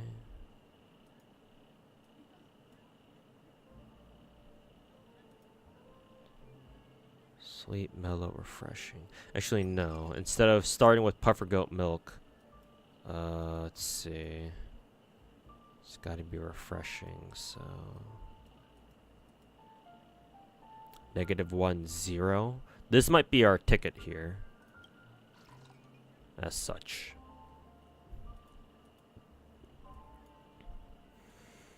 It's also got to be very sweet.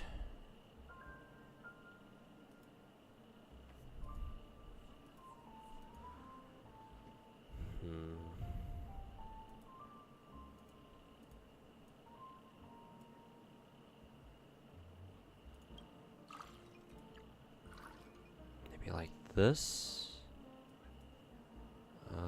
No, this wouldn't work, I don't think.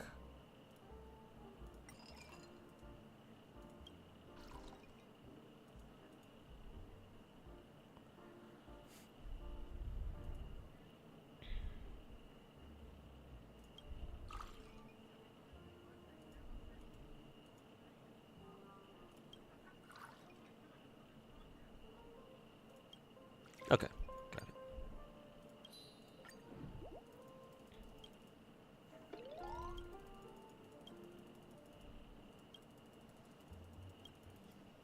I just realized Star Rail probably just reused the assets for the different glasses that they use here from Genshin, from Genshin's alchemy event that we had not too long ago.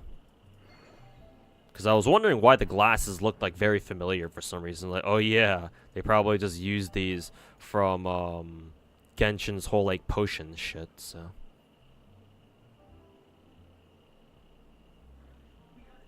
Ruin Mei with Mecha Fire Girl, Ruin Mei with Firefly, could be a nice combo. It will be, yeah. Ruin Mei was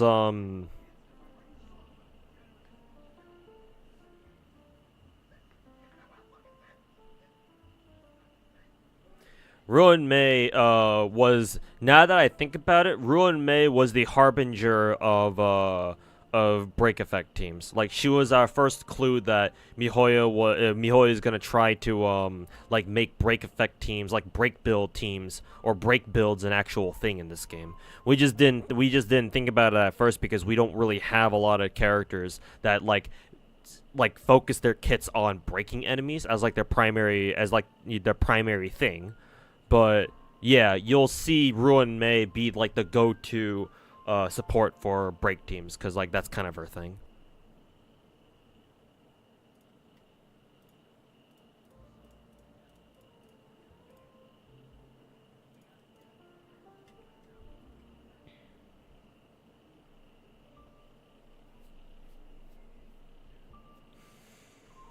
Large with that vulnerable feeling.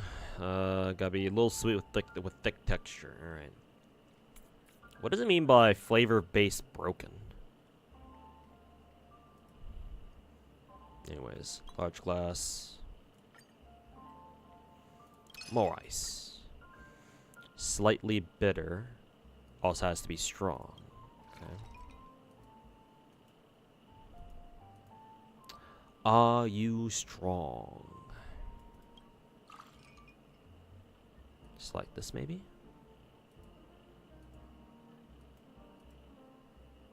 Let me stir.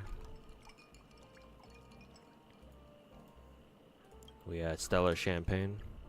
Yeah, we're good to go.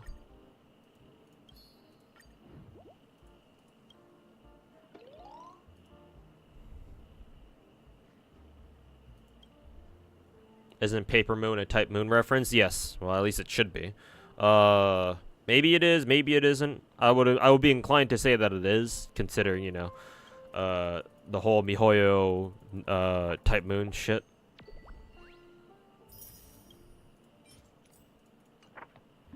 But it could just be a coincidence.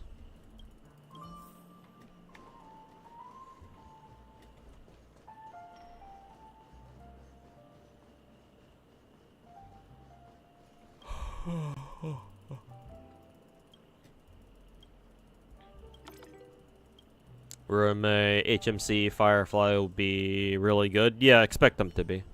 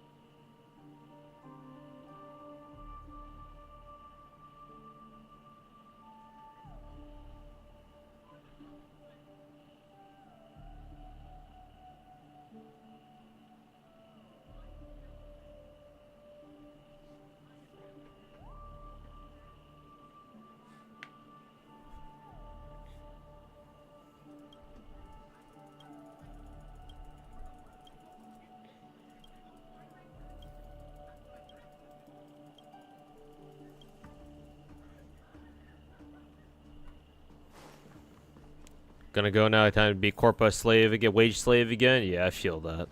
But yeah, good luck at work, Chaos Lord. We'll see you next time.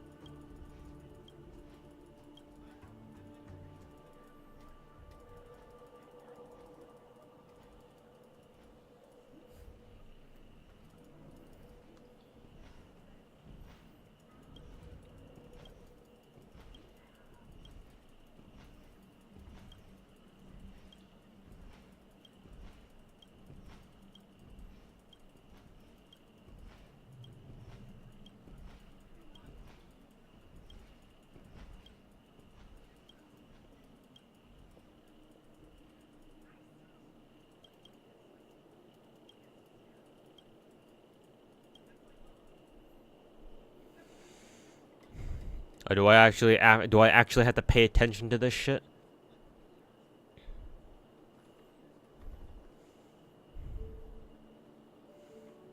Yes.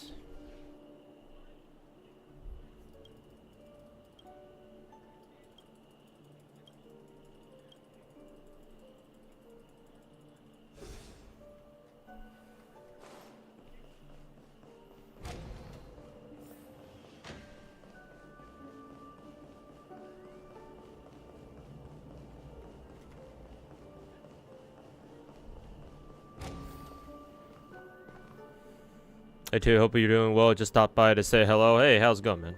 Welcome back.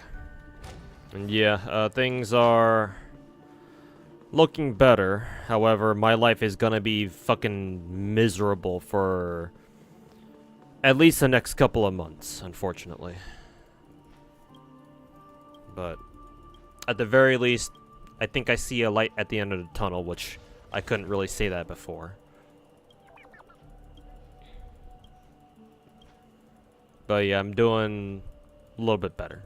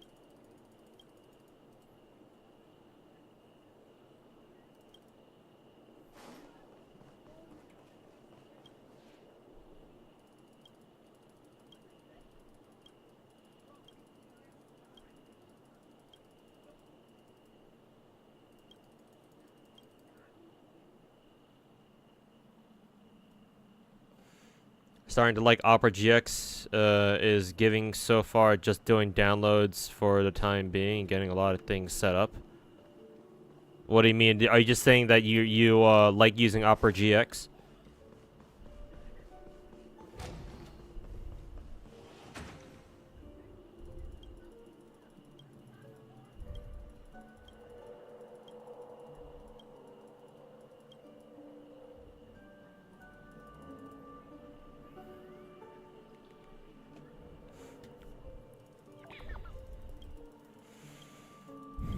Also, how do you get so many games to show on what you're guessing is OBS? Yeah, it's OBS. Or technically, I use Streamlabs, but it's basically OBS, just a little bit fancier. Just started using. Oh, okay, gotcha. Yeah, I like Opera GX, but there's a couple. I have a few issues with it, unfortunately. But overall, it's fine. The problems I have with it aren't necessarily deal breakers. They just can get kind of annoying to deal with every once in a while. Anyways, how do you get so many games to show on stream? I mean, it's real simple. I just make a separate scene for every single one of the games. So yeah, like I have. I mean, I'm sure you already knew this, but I have all my games, all my gachas, like, running at the same time on their own separate browsers. So yeah, I just have OBS capture their browsers, and yeah, I just put on stream.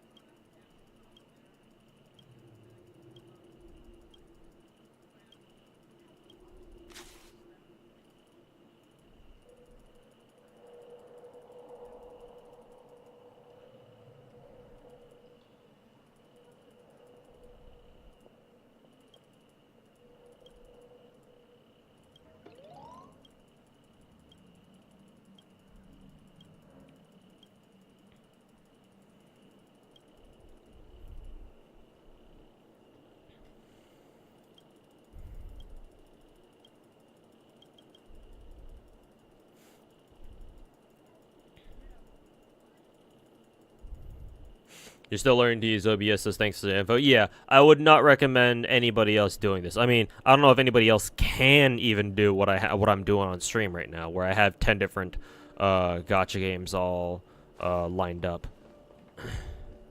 and like running at the same time. I wouldn't really recommend this for anybody, really. So yeah, I don't think that you'll ever find yourself in a position to like use like this many. Well, maybe if you're a VTuber, then sure, maybe. But like if you're gonna be just a regular flesh tuber, then yeah, I don't know why you would need this many scenes active at once. So yeah, but yeah, just to answer your question, yeah, every single window is their own browsers. It's their own scene. So.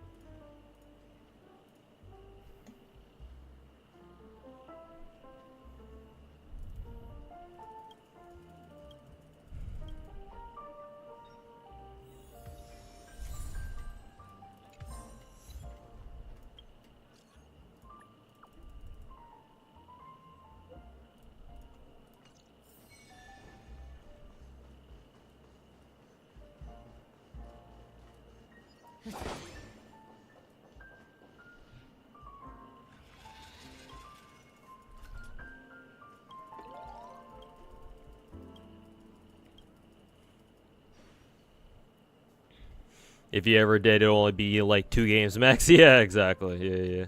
So yeah, don't need to worry about it too much. Anyways, where am I supposed to go?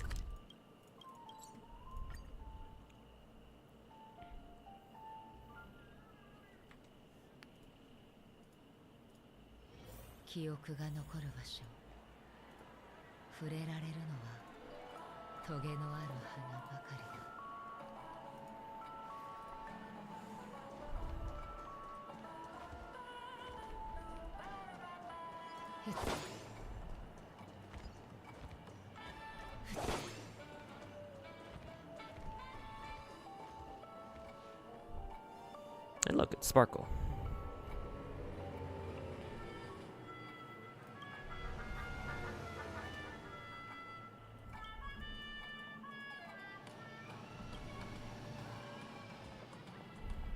We just randomly run into Sparkle out on the streets. Yes, because it's such a random occurrence, isn't it?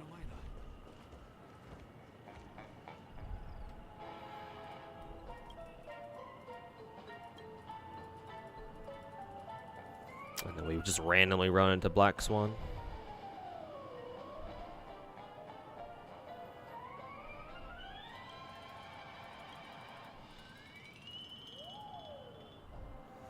Dinkle Swan.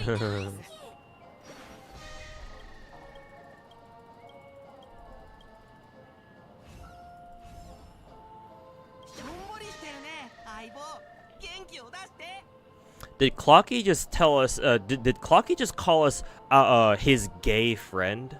Like, obviously he's using the word gay here to describe us as happy and shit like that, not homosexual, but I'm kind of surprised they even decided to go with the word gay. But I suppose it fits the, the aesthetic, or the time period. Nice.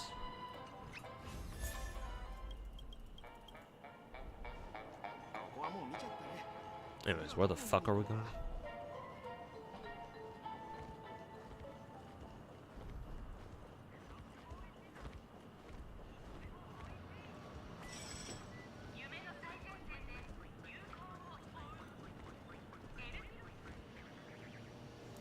Who are we meeting next? Oh, okay, we're running into Shaban.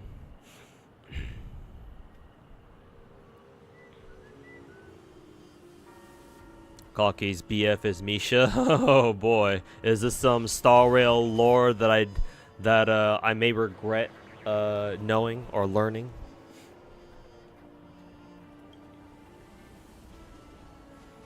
Quick question in Star. As a semi-new player, when it comes to relics, should you focus on main stats? Yes.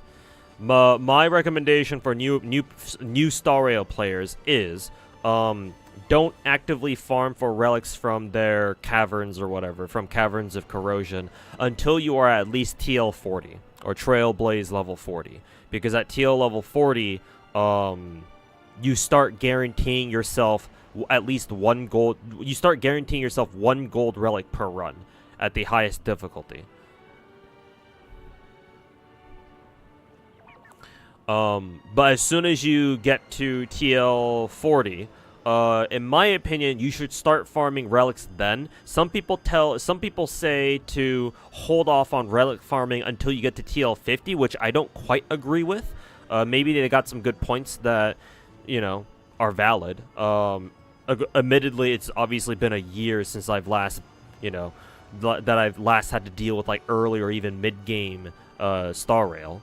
So I may have forgotten a couple things. It's not like I have like alt accounts for me to really refresh my mind on how Star Rail's early game and mid game went. But even still, in my opinion, you should start farming for relics at TL 40. However, when I say that, I don't mean to like just degen grind, like no life that shit and just throw all your Trailblaze power at farming relics. No, all I'm saying is farm one full gold set. Your orbital set should at least be gold, because obviously it's a lot easier to farm orbital sets than it is to farm ornament sets, because you have to go through fucking simulated universe to farm ornaments, and that shit is not fun. Or it takes a long time compared to just regular old cavern farming. So I would say you should farm. You should start to farm for gold pieces at TL 40. And focus on the main stats first and foremost. Yeah. Focus on the main stats. Make sure their main stats make sense. You can afford, again, because you're not looking to hardcore grind relics right now, you can afford to optimize your relics later down the line. Once you hit TL 50, shit like that. Like, once you hit TL 50, then you can go ham on optimizing your character relics and shit like that.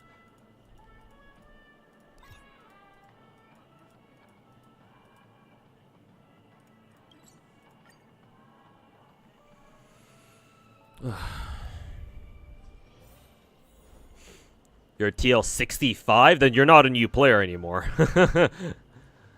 What do you mean? What do you mean semi-new player? You're TL 65, bruh.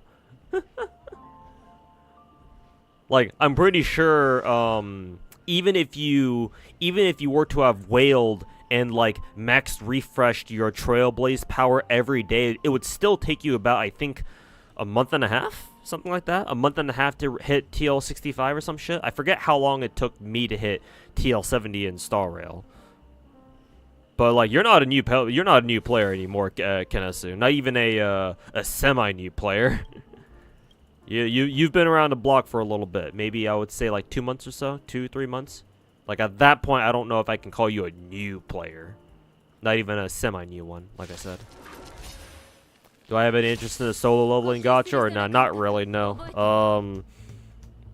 I don't know who the developers are, but I know solo leveling is a Korean manhwa. I would imagine it has a Korean developer studio. Maybe it's actually Japanese. I don't know. I don't know who's developing the solo leveling gacha. But like, I've been watching Numi play that shit, and like, gameplay is cool and all, but then I see that it has rankings for shit. Like, I don't know how the ranking systems work in that game, but like, I get the impression that it's like super fucking like pay to win and shit, or like at least it would be. So I don't know, man. I don't know if I'm gonna play that. Probably not.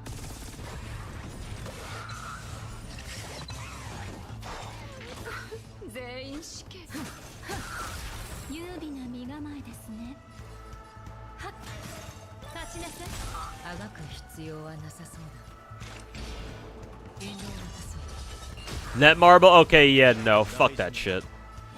Yeah, nah. Nah, bro. Eh. 風に吹き落とされる Yeah, Netmarble, but yeah, it's already over, bro. Already over. Nuh-uh. Nope. Sorry. Fucking Netmarble. Yeah, of course. Of course it was gonna be Netmarble. Jesus fucking Christ. Cloggy making a lot of assumptions, calling us gay. Did you just assume I had my sexuality? More than enough new gachas coming out. I mean, yeah. Ever since Genshin, I mean, I can't really say because of Genshin, but certainly Genshin has turned a lot of heads and made people realize that, oh wait, this whole gacha thing is super profitable. Even if Genshin never popped off the way it did back in 2020, like people would have like the gacha genre was always gonna like slowly but surely gain traction, and pretty soon, and eventually you start seeing the trend of people trying to make gacha games out of like every fucking IP that they can get their hands on. It's just like Genshin just sped up that process. So yeah, now you know. Like, if you want to make free money, with a pre-existing IP, just make a fucking gacha game out of it.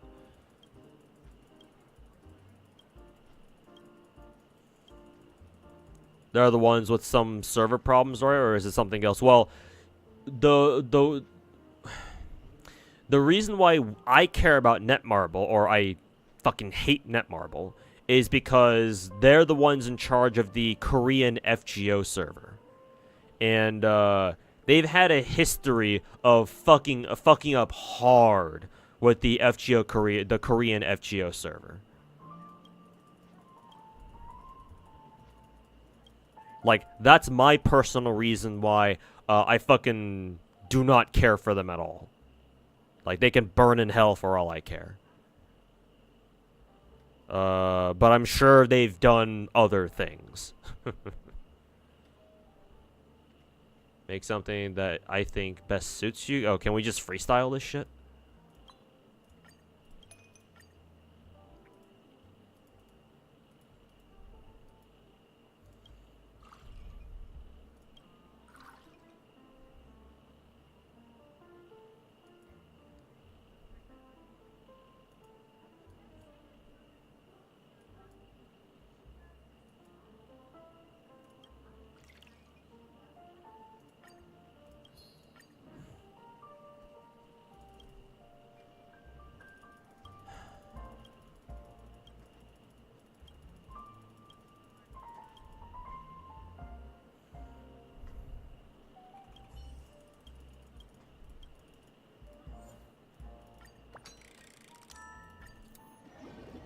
Wasn't Korean FGO dead?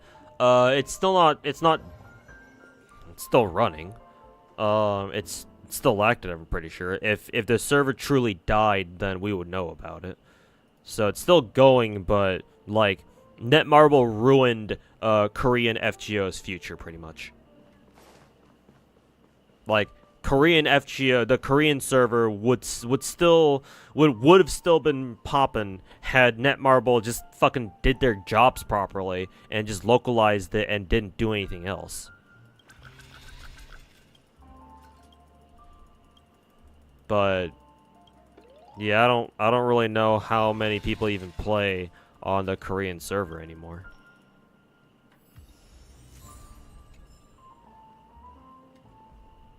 Remember when they fucked up their Start Dash rewards? Yeah.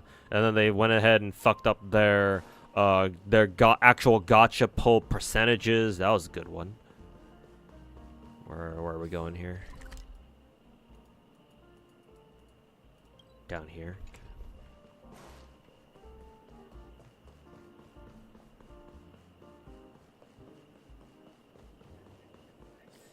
Wait a minute, am I even going the right way? No, I'm not.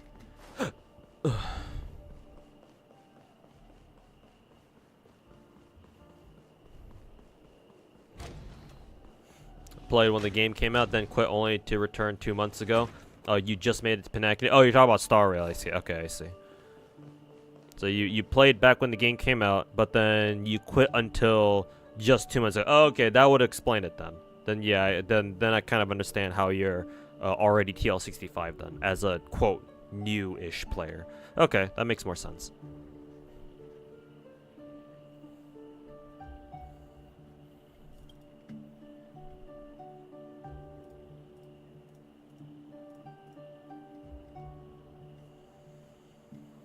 Fucking up gacha percentages in FGO sounds bad. I mean, it's bad in any gacha, man. Like, considering what gachas are, like, if you falsely report, even if it's on accident, if you falsely report what your, like, what your percentages are in a gacha game, that's a big deal, man. Like, that's some shit. Isn't changing the percentages illegal? I mean, you know, depending on the country you go to, perhaps, maybe not. But like, whether it's illegal or not, is secondary to the fact that if people find out about it, they're gonna be pissed. Cause like, how you gonna fucking change the gacha rates on on us, right, or on the players, right? That's kind of fucked up.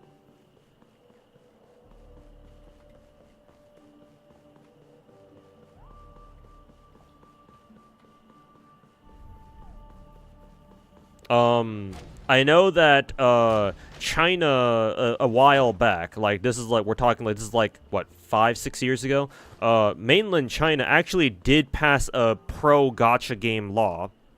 Well, as in when I say pro gacha game, I mean like this is good for the players. That all mobile games or all gacha games or whatever needed to display their rates, and so that was kind of the catalyst for like all these gacha games nowadays, like posting their rates, right? So you know exactly what your chances are of getting, you know, a 5-star character or something. So surprisingly, the CCP actually passed a pretty good law. They're capable of doing that every once in a while. But that was a legitimately good law, to their credit. And I don't give the CCP a lot of credit, especially not nowadays. But yeah, that was kind of like the catalyst. Again, like I said just now, it was the kind of the catalyst for convincing every other gacha game studio or like developer or publisher or whatever to start posting their rates. Mainly because a lot of the gacha games back then obviously were operating in mainland China, because you know they want that sweet Chinese cash. So yeah, a lot of gacha devs and studios back then were convinced to start posting their rates, to make their rates transparent. Yeah, it just kind of became tradition from there on, right? Like nowadays, if you want to try to launch a gacha game, like you don't want to be known as that one gacha game where they don't show you what your rates are. Like nowadays, if you come across like a game that doesn't tell you what the rates are, that's like a huge that's a huge fucking red flag. Like why aren't you telling us what the rates are, right? What are you trying to hide here? So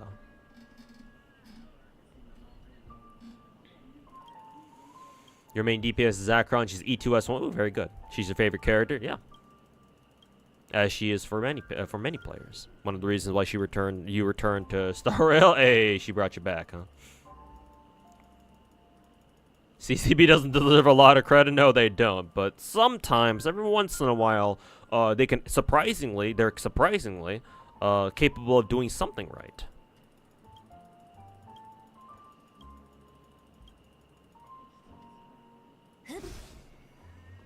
You think you heard the word CCP and good idea without hearing a haven't had a in between them? Are you crazy? In this case, no, because again, I'm pretty sure the story goes that the CCP, like 5 or 6 or even 7 years back, passed a law that requires like mobile games and shit like that to like display, like they're forcing them to display their rates. And so because of that, now, you know, basically all gacha games out there tell you what their rates are. So that's pretty pro-consumer if you ask me. So, yes, unfortunately, you're not crazy. One of the very rare instances that this is a legitimate CCPW. As weird as that is to say. Even a broken clock tells the right time twice. Yeah.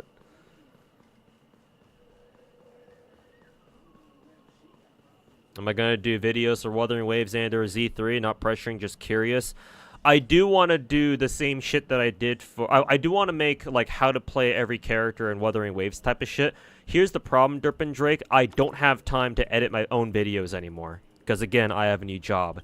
And I spend almost half the day outside my house now.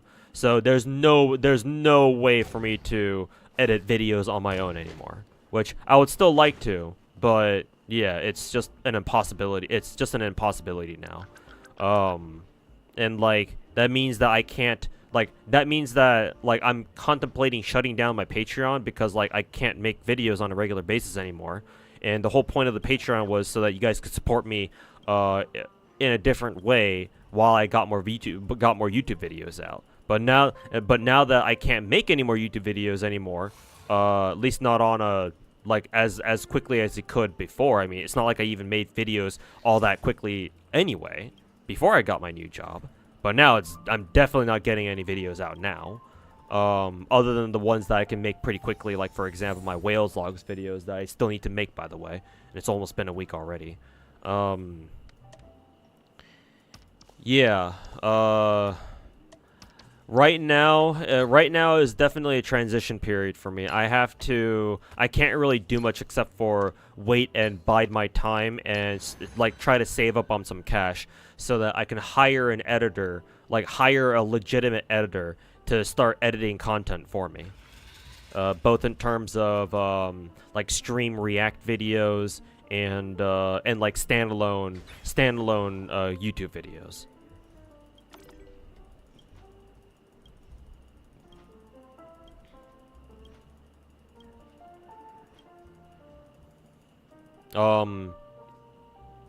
But eventually, once I can work something out, and once I have a little bit of cash saved up, and I take care of like other IRL stuff like getting my own car because I'm currently borrowing a car from my family, and take care of other IRL expenses.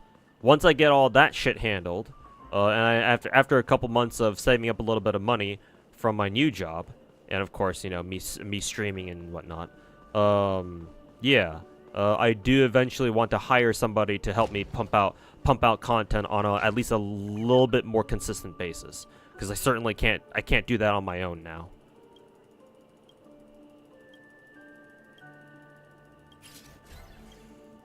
Don't shut down your Patreon. Don't want to shut down your doors, just in case. Yeah, I wonder if there's a way to pause it though, because I don't feel comfortable taking your guys' money when I can't even do anything for the Patreon to begin with. Because like I can always open up a different Patreon even if I do decide to shut it down. Or where am I supposed to go?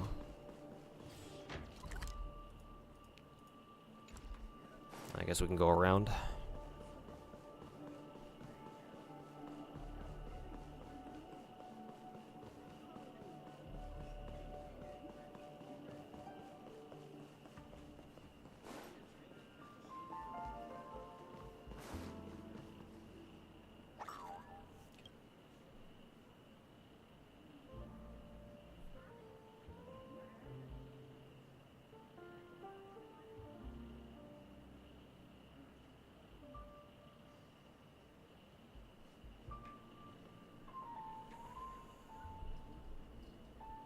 Thanks for the response. Yeah, I still plan on like trying to roll for every character and roll for every like signature weapon in Wuthering Waves. I still want to give Wuwo that same respect, or that same treatment, I should say.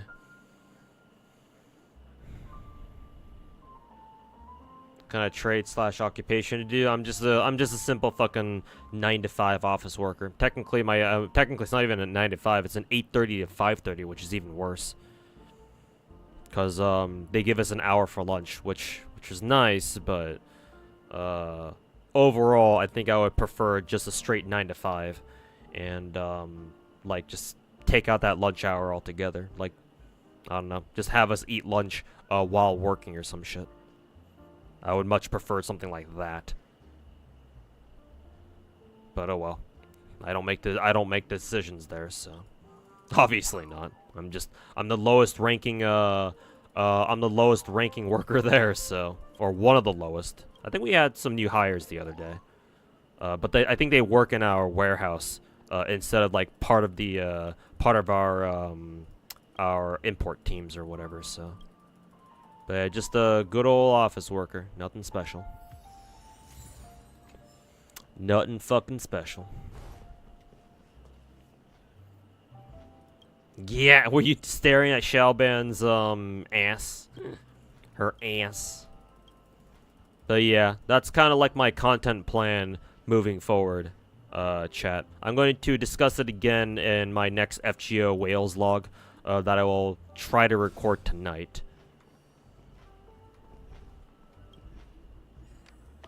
But yeah, just to give you guys a heads up now.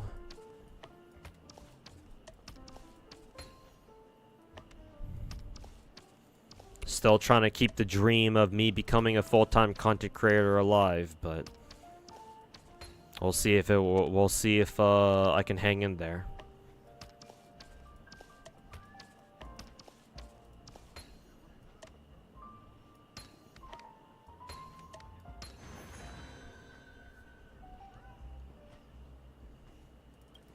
You have 2 jobs just to pay your rent. Ugh. Sounds rough, man. Hopefully when you say 2 jobs, you just mean like a conventional job that you drive out to go to and then work there and come back home after your hours are done. And then like another job, quote unquote, where like it's kind of like a remote job, or like maybe it's like a side hustle basically. Cuz like if you think about it, technically now I have 2 jobs too, right? One, my new main job, being the office worker shit. And then, you know, streaming and stuff, because I still do make a little bit of money off streaming. It's like, it's not nothing. Or streaming / being a content creator. So like, hopefully you mean 2 jobs in that sense. Or like, in a similar sense. Like, I can't imagine, like, bro, I can't imagine, like, having 2 actual jobs, like, back to fucking back. Unless they're both, like, part-time jobs, I guess. Right? If they're both part-time, where you have, like, half hours, where you, instead of a regular 9 to 5, it's maybe like a 9 to 1 or something. Maybe something like that. Like you have a 9 to 1 for one job, and then you, take like 30 minutes to like go to your next job and work a couple hours there or something like that. Maybe it's something like that. Like I would fucking die at the thought of like having to work like 2 regular 8-hour jobs like constantly. Like holy fuck, just fucking put a bullet in my head already at that point, man.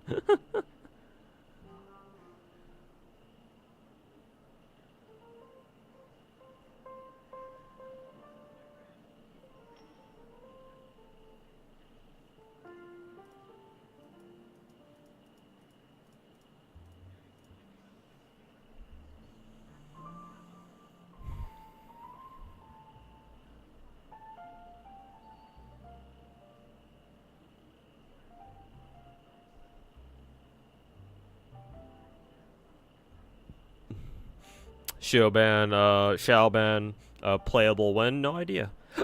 Unfortunately, I don't think she ever will be. It's pretty snazzy for an NPC, though. I tell you that much. Average millennial? Actually, no. Millennials are actually not like that. Boomers were like that, for sure.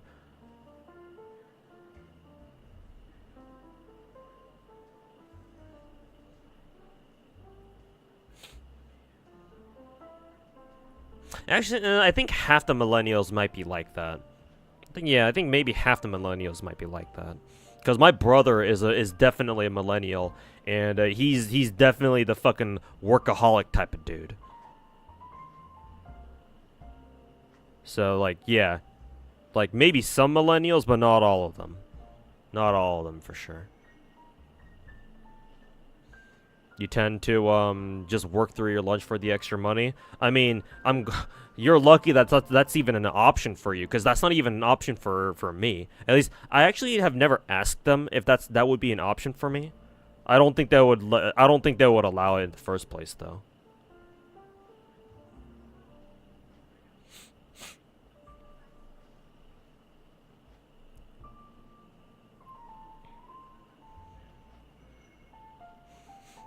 Irony of millennials being confused with boomers. I mean, we are the boomers' kids on average, so. So, you know, like parents, like children, I suppose.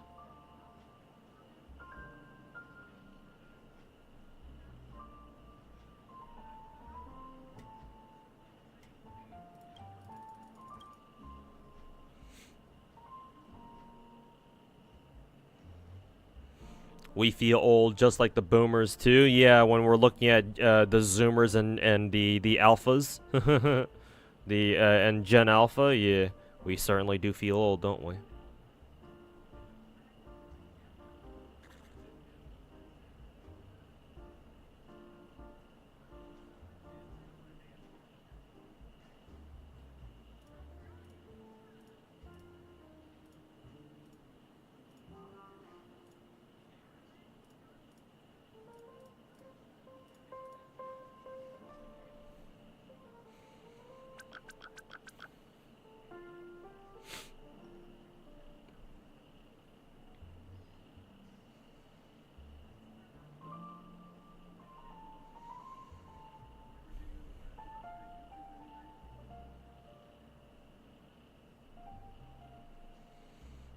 You're technically a Zoomer and you still feel old.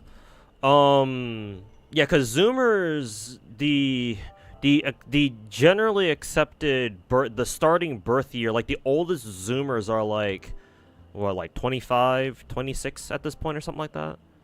Like what was the first Zoomer birth year? Like 1997. So yeah, like you're, you know, you're not really that far off. Yeah. I mean, hell, just remember that kids born after 2000 are considered adults now. Like, if that doesn't make you feel old as a millennial or even like one of the older Zoomers, I don't know what will.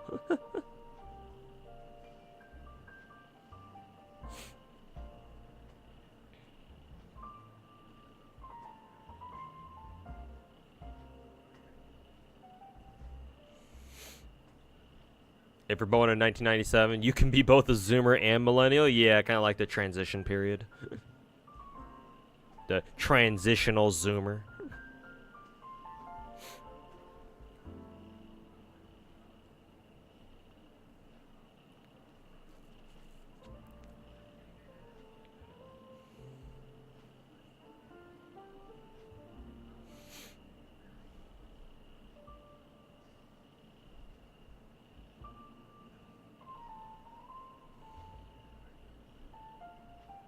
So, bro, stop the clock already.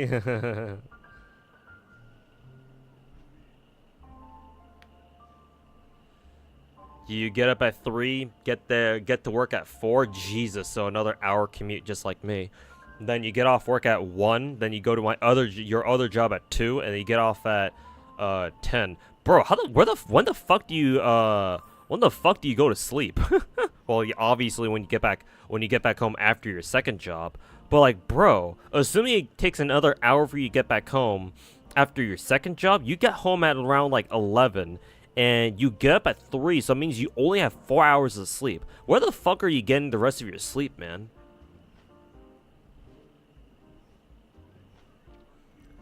But yeah, like I said, I would fucking low tier god myself if I ever had to be in that situation, man. Holy shit, just fucking release me from my mortal coil already.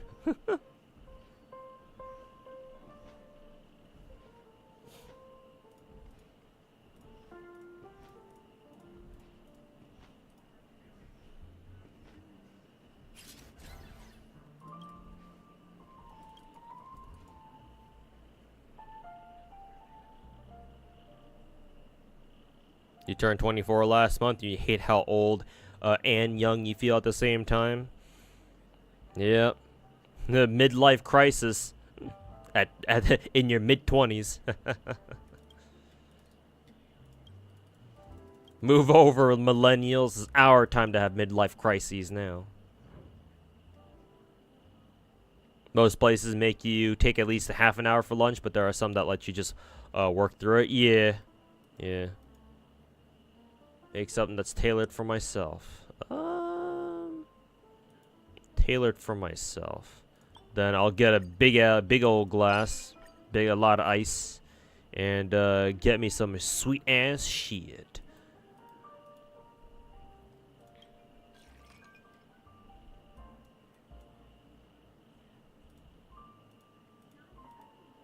Let's see, high fructose corn syrup. Hell yeah, brother. No, I do want something that's a little bit more refreshing.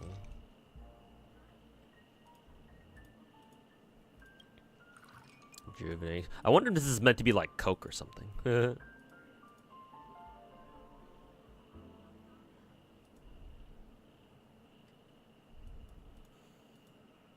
see.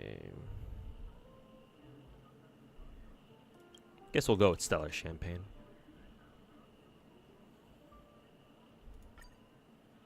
And then Robin.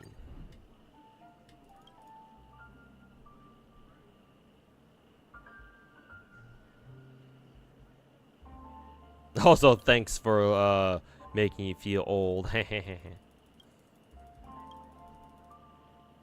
Sleep in your car at lunch sometimes. You have 3. Oh, okay. You have 3 days off. Okay, that's different then. I should know. Is it different? Well, because I was thinking like, oh yeah, okay, you have 3 days off, but that probably includes the weekend or some shit. Yeah, no, I don't know. I don't know if that's worth it. At least not for me. Like, I'm glad you at least have 3 days off. Bro, you should have 4 days off instead of just 3. Holy fucking shit. Alright, anyways, are we done with the event? Hopefully we are. Oops. Let's see. Character selection. I would like to pick Shiyi, but I think I gotta go with our boy Traveler. Not Traveler. I'll go with our boy Gallagher. Yeah, let's go with Mr. Gallagher. There we go. Get his ass the E1.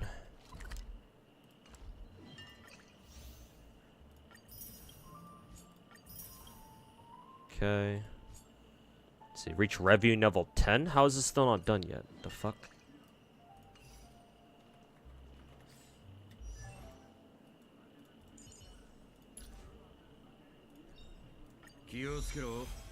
See, regens 20 energy, increases effect res by 50%. That's good.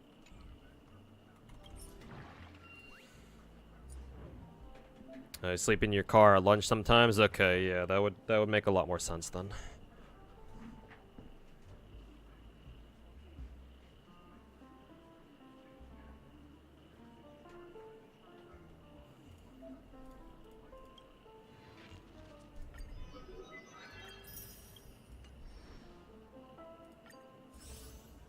Okay, yeah. Now we just need to claim that last bit, and then yeah. All right, now we're done.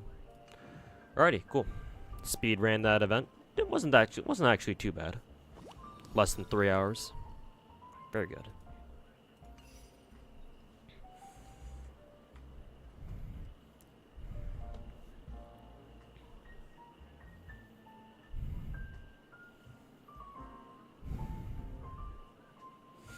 Have you finished the Pokemon event, Snowbreak? Hell no. We still have like another month on that shit. I've been doing my daily captures every day, or almost every day. I think I must have missed like 1 day or something. But no, I'm still only like level 7 in the event. I haven't used any of my like refresh tickets, so yeah.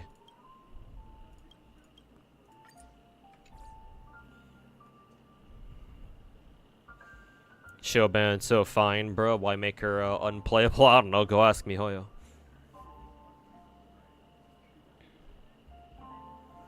You work from like 8 to 16 or 8 to 16? So like 8 to 4 or 5 with only 1 day off being Saturday, but mostly chilling. You get to play Edogas while working, so you can't complain. Shit, man.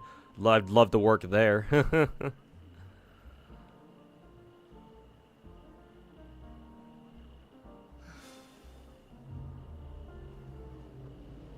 Anyways, be right back. Give me 1 second. Gallagher could also be... Yeah, exactly. Yeah, because Gallagher scales off break effect. Yeah, he's another like harbinger. Well, not as much as Ruin May, but yeah, like the fact that they gave us a healer who scales off break effect. Yeah, So that's why I'm saying that break effect, like break builds, are gonna be like the third build type, the third major build type in this game, because they're starting to add more and more break effect characters or characters who scale off break effect, right? Because again, like we had a couple at the launch of the game, right? Like characters like Sushang and a couple others, but like there was no like explicit team build for them that would support them with their break effect shenanigans. But like now they put out Ruan Mei, and then they put out Gallagher, and then now they're cranking the break effect build teams to up to 11, and hopefully even higher with Robin, Harmony Traveler, Harmony Trailblazer, and then Boot Hill, and then Firefly, assuming that the leaks are true, blah blah blah. And the more break effect characters that they add, the more solidified, the more they'll solidify break teams being like that third major build type in the game.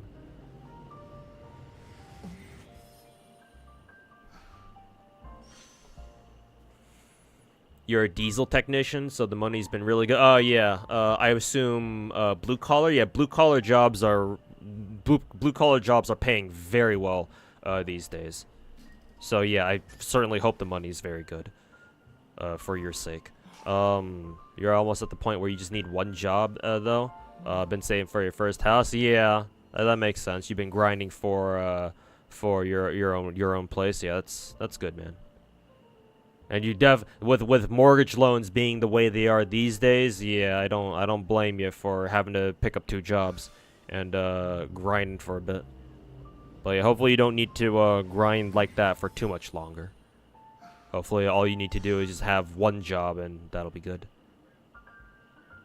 What's my PC specs? How's it running this many gachas at once? i9 12900K CPU, 32 gig RAM.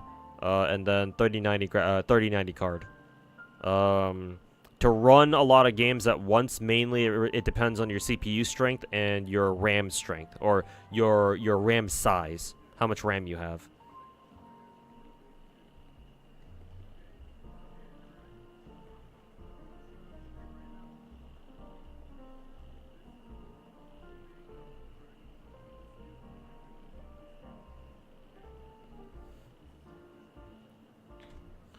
And so, yeah, I would like to think that my PC has some pretty good specs. Not like super top of the line or anything, but they're good.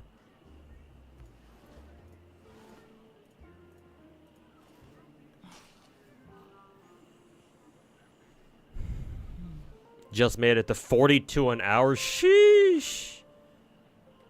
Man, I would fucking kill for a job like that.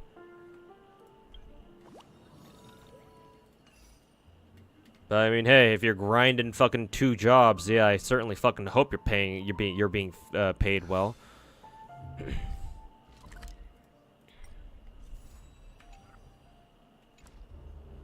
So get that bag, bruh, and hopefully you don't have to fucking smack your head against having 2 jobs for too much longer, like I said.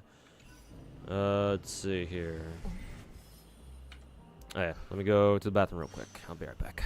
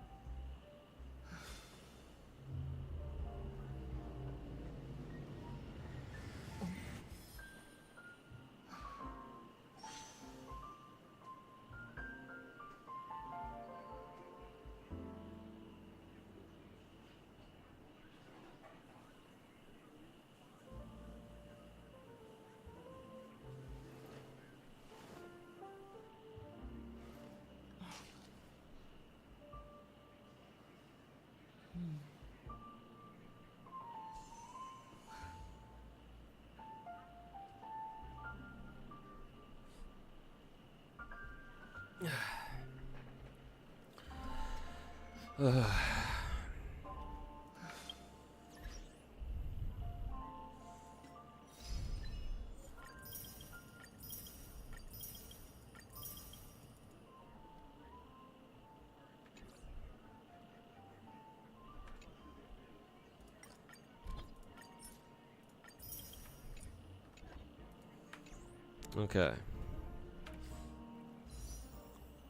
It banked up a little bit. Obviously, this won't be enough for Robin on its own. So, definitely gonna have to spend some money for Robin when she shows up pretty soon. How much more time we got? 2 more days? Okay.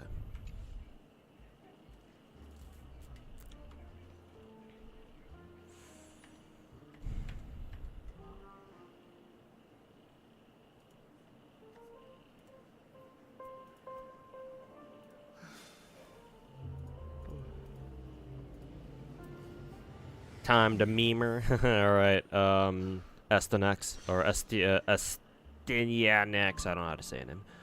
But yeah, if you're memeing, if you're time to memer, then yeah, have a good one, man.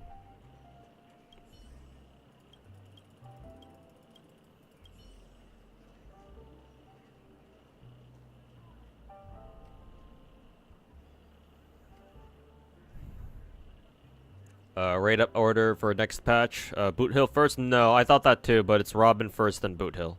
No, we're getting Robin first.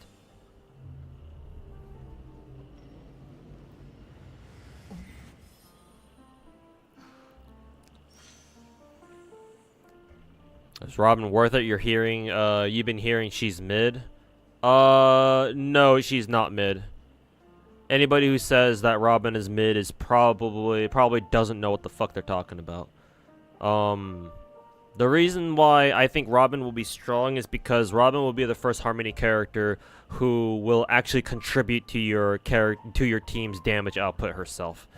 Because currently in the game, right? If you think about what Harmony characters do in this game, Harmony characters don't really do any damage, right? I mean, the one exception would be Yukong, but who the fuck uses Yukong except for me?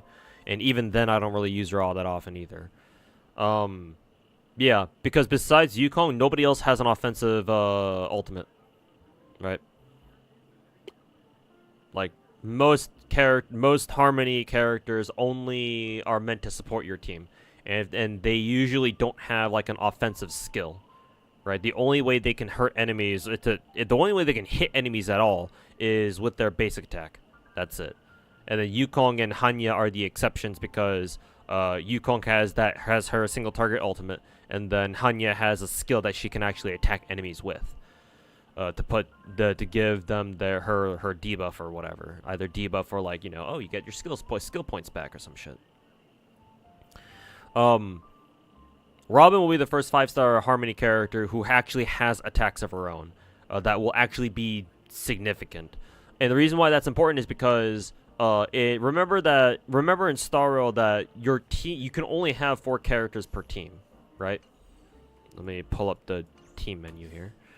In a team, you can only have four party members. And the game doesn't let you have any backups. So what that means is that as soon as one character dies, like, you don't have anybody to replace them with. So keeping your characters alive, this means 2 things actually. One, you have to keep all your characters alive as long as possible.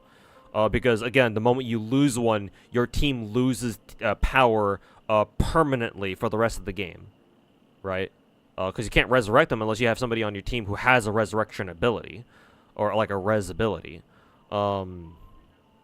And 2, that means that in order to keep them alive for as long as possible, every character on your team needs to bring as much value as possible, right? From like an efficiency standpoint, right? The more shit your characters can do, the better it is for the entire team as a whole, right? And so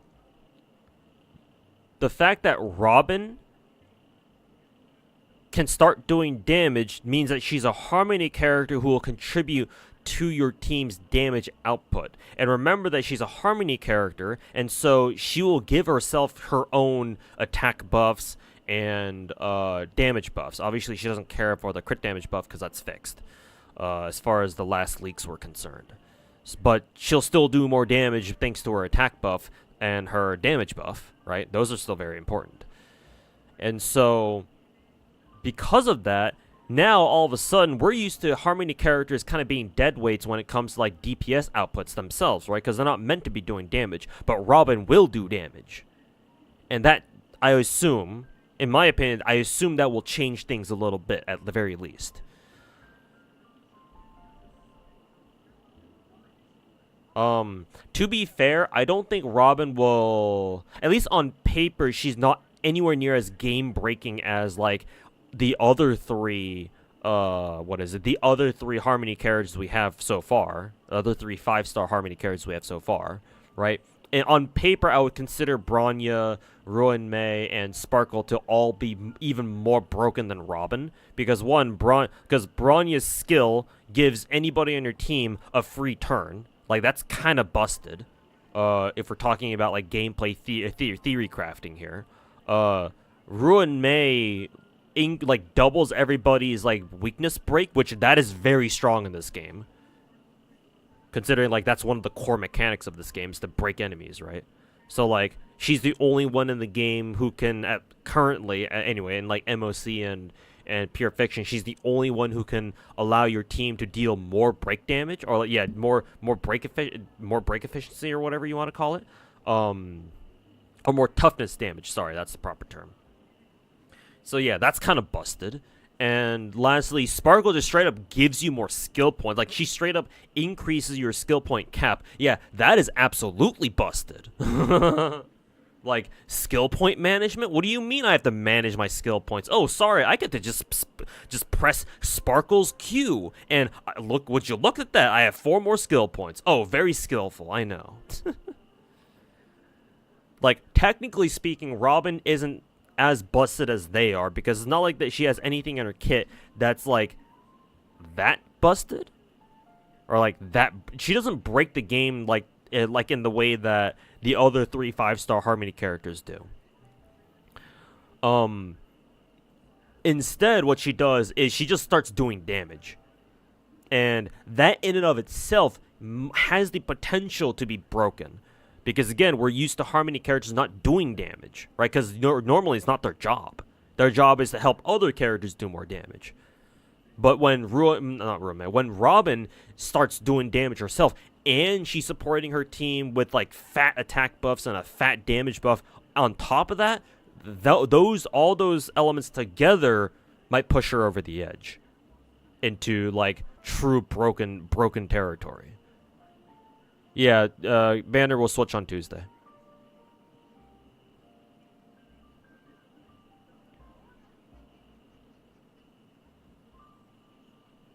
But yeah, no, whoever says Robin is mid is probably talking out their ass. At least, personally, I think Robin will end up being a very strong character, but, you know, Harmony characters are broken because the Harmony class or the path, sorry, too much FGO. The Harmony path is the best path in the game. So.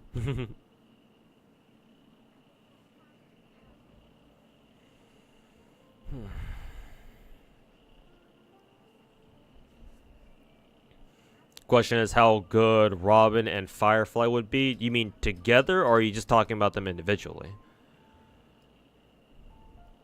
When you finally only have one job, you'd like to try content creation. However, you have no idea how to edit videos. Do you have any tips and suggestions? Bro, you're asking the wrong person, mate.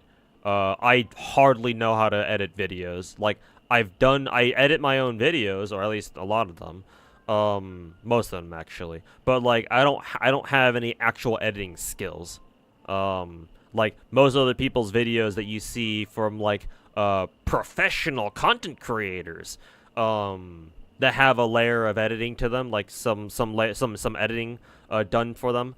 Yeah, I don't know how to do those kinds of edits. Like, my editing skills are extremely basic and rudimentary. So you're asking the wrong guy for, like, editing tips. All I can say is I'm sure YouTube will have, like, tutorials on how to edit videos. edit videos in like, I don't know, Vegas or DaVinci Pro or whatever other software program or whatever other editing program you'll end up using. But you're asking the wrong dude for that, Kenesu. She good, but we'll have to see if she's broken. Yeah, I suppose so. If you already have some of the other 5-star Harmony characters already, then yeah, like, I don't know if Robin will end up being a must pull for you. It's kind of weird to say, but to be fair, most big YouTubers don't do their own editing. Instead, they hire editors. Yeah, I mean, that's what I'm trying to do, because yeah, a lot of us simply don't have the time to edit videos, because guess what? Editing videos takes time. And sometimes they can take a lot of time, depending on like how heavily you want them edited. Yeah. Like, look at, for example, like for some of the bigger YouTubers who still do their own editing, right? Like, for example, Maxor or Seth Zintak. Just look at how long it takes for them to churn out videos with how much editing that they have to do for theirs, right? So yeah.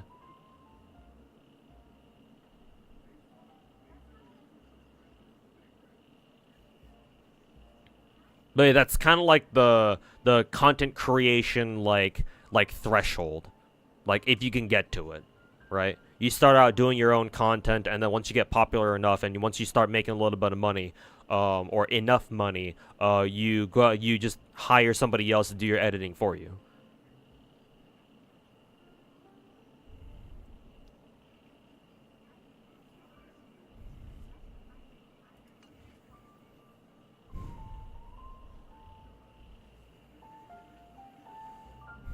Brother, at least 3 of these gacha games showing you want to know more about. In particular, the chicks with almost no clothes. You find captivating. You take all these games seriously, as in like dead serious. Oh no, it's because I'm probably autistic.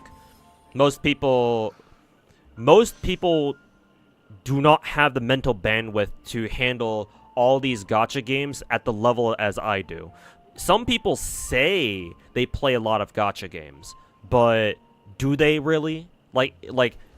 Like to the average gacha fan, yeah, sure, when somebody posts a picture of their phone having like fucking 12 or 13 different gacha games, like gacha apps on their screen, they're like, oh my god, how do you play that many? But in reality, like, I just want to know how many of those people actually play all those games. And even if somehow they do, how seriously do they take those games? Because I highly doubt that they actually main all those games at once. Right? Certainly not to the same extent that I do.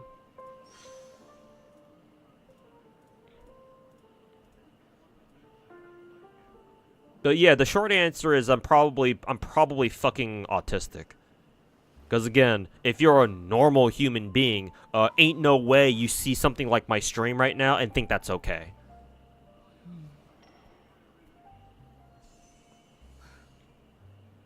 And Sound Theory, hey man, if you're still in YouTube chat, if you want me to explain some of the games that you're intrigued by, I mean, shit, man, I got you covered. I got a little bit of time, I think, maybe about I think I'm hanging out for about another hour or so, I think. So yeah, I don't mind going in and giving you a bit of a deep dive. Excuse me, a bit of a tour of my whatever game that you're interested in. Excuse me. You meet together as a team, Robin and Firefly. I'm assuming, well, first of all, ideally Firefly should scale off attack, which I'm assuming she will, but she might have the whole like weird HP scaling that Blade has. So figure out what Firefly's main attack scaling is. And then we'll go from there. If she just scales off regular attack, then yeah, Robin should be fine. Or yeah, Robin should be fine. But if she scales off like HP, like Blade does, then we kind of have a problem. You have all the 5-star Harmony characters, but you still want Robin. You like her, and you think it would be neat to get the siblings. I mean, assuming Sunday shows up as a playable character, we'll see if that happens. Maybe we'll still get him, but.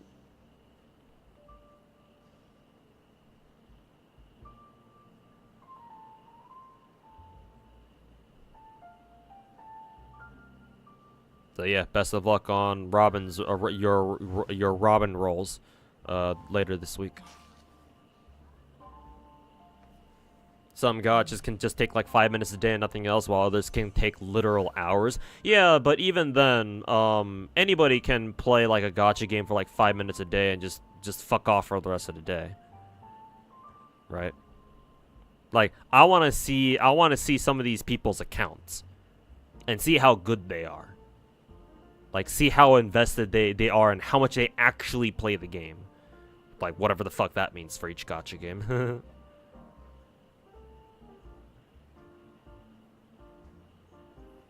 You've never seen me play another gacha on screen, only Genshin and Star Rail, because let's be honest here, if I were to play any other gacha game that's not Genshin or Star Rail, a lot of you guys wouldn't even be here. Well, maybe except for FGO, because FGO is FGO is my core audience technically.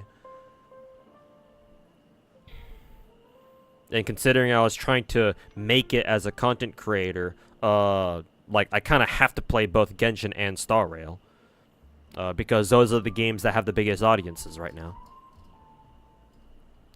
and have been for like at least the past like 3 years or so. Genshin for sure the past 3 years, and Star Rail for the past year. Because you know, MiHoYo games.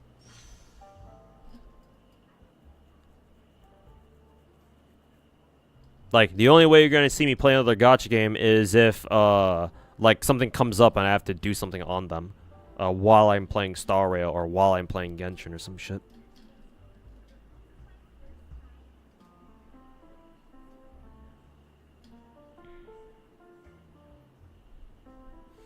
Leaks say they're gonna be she's gonna scale off that. Okay, then yeah, Robin should be good. She should be good as long as Firefly doesn't have any like weird shit, like weird like anti-synergy with Robin's like ult or something.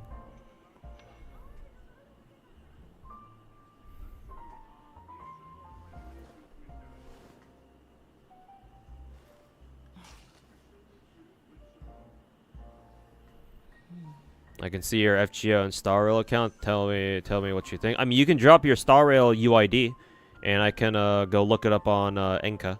Your FGO account is going to be more complicated, because I don't know how you're going to show me your entire FGO account.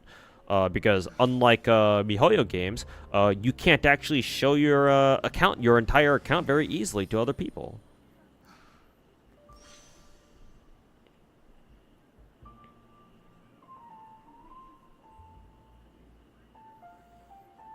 Nah, Robin's gonna be good with Firefly. Yeah, I kind of expected so, yeah. And Robin wants to be on fast teams. Yeah, She definitely wants that speed.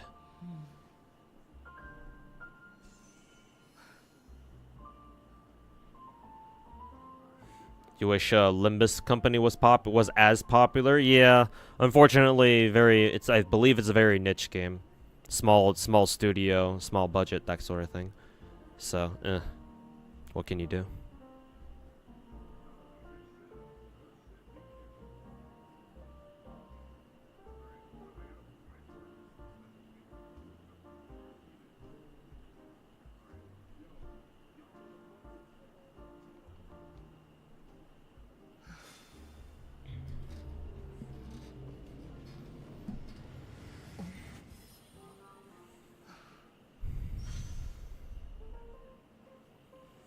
So we have almost 10 English stream with Genshin now and 0 Snowbreak. Well, what do you mean by that, Jaxus?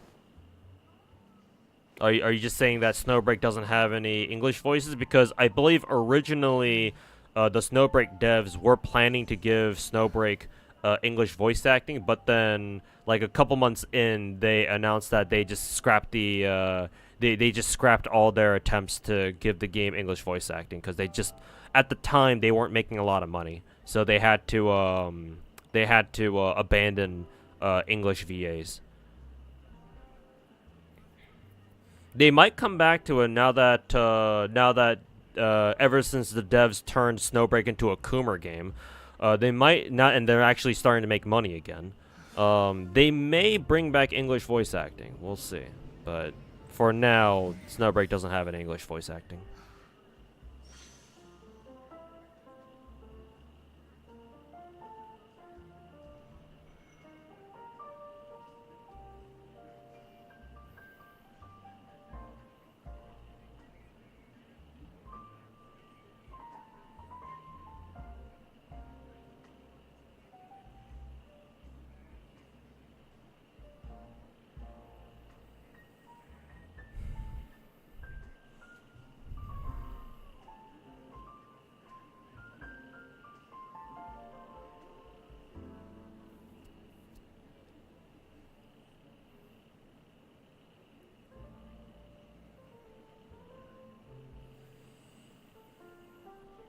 Hey, too, how you been? I see you over in YouTube chat as well.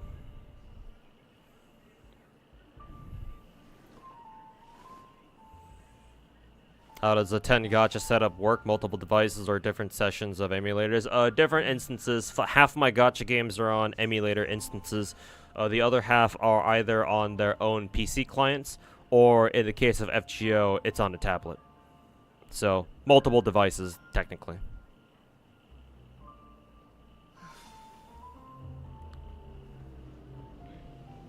There's your account. Okay, let's take a look.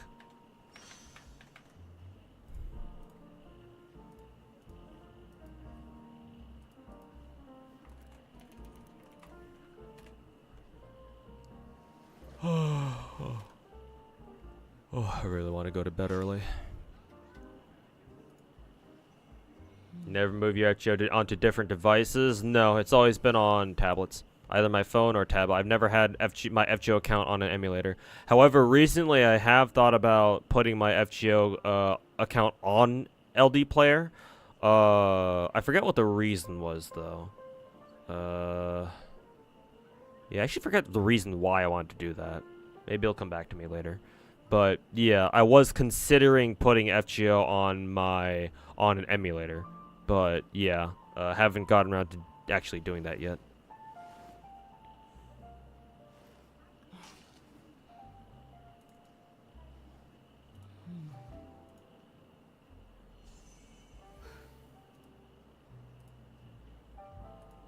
Okay, let's take a look at Kanasu's account.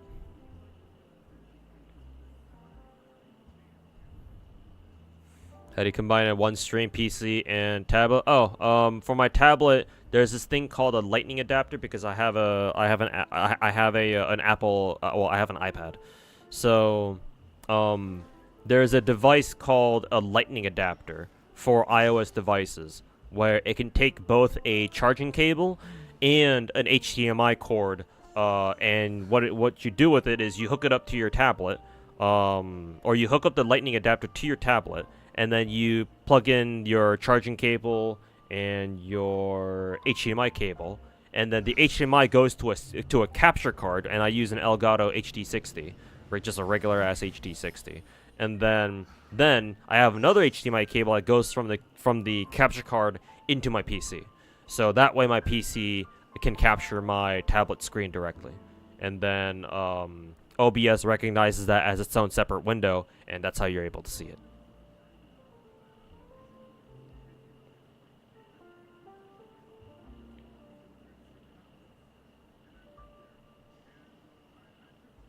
You can clone your phone. I know that there's like a way for you to have FGO on two different devices at the same time.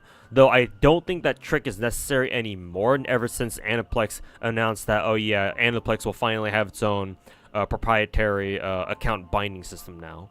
So assuming they actually roll that shit out, yeah. Hopefully that means that we can have our FGO accounts on multiple devices, and like we don't need to fucking use a bind code to fucking activate your account on each one on a different fucking device from now on.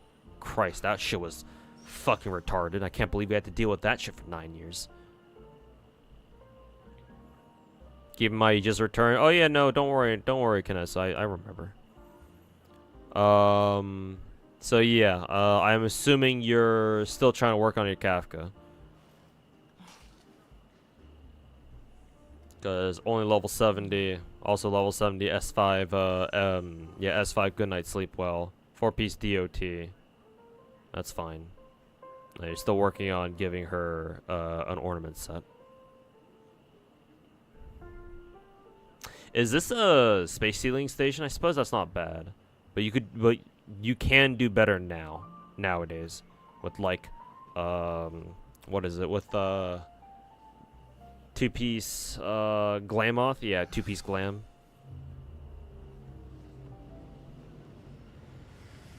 Yeah, 4-piece DOT. That's fine. This one's got speed. That's good.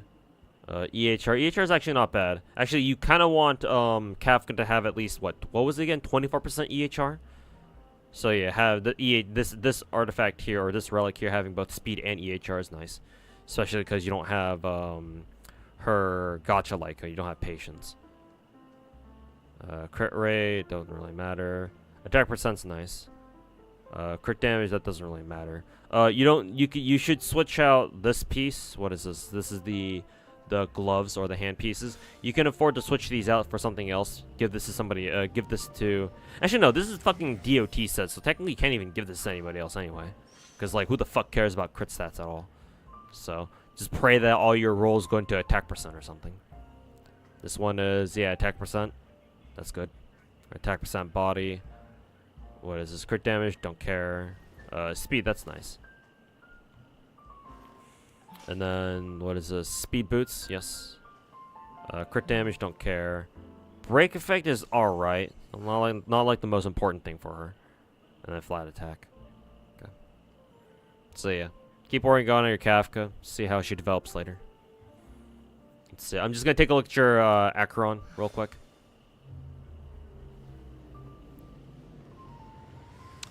Didn't you say that your Acheron was E2S1? Because why, if that's the case, why is only one of her Eidolons activated? Where's the S2?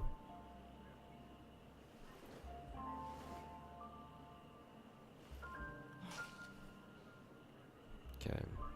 Your Acheron has a lot of HP. Holy shit, yeah. Look at all the substats. Bro, your Acheron rolled hella HP. Well, at least your Acheron is pretty thick. See, attack's kind of low, unfortunately. Let's see. You don't run attack. You don't run speed boots on her. You run attack percent. So checks out. So yeah, no speed except for a couple of random substats.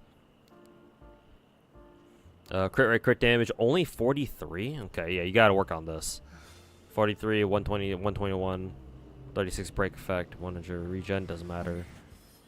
27 EHR. Nice. And then lightning damage. Okay, so you've chosen to run lightning damage boost on Acheron then, huh?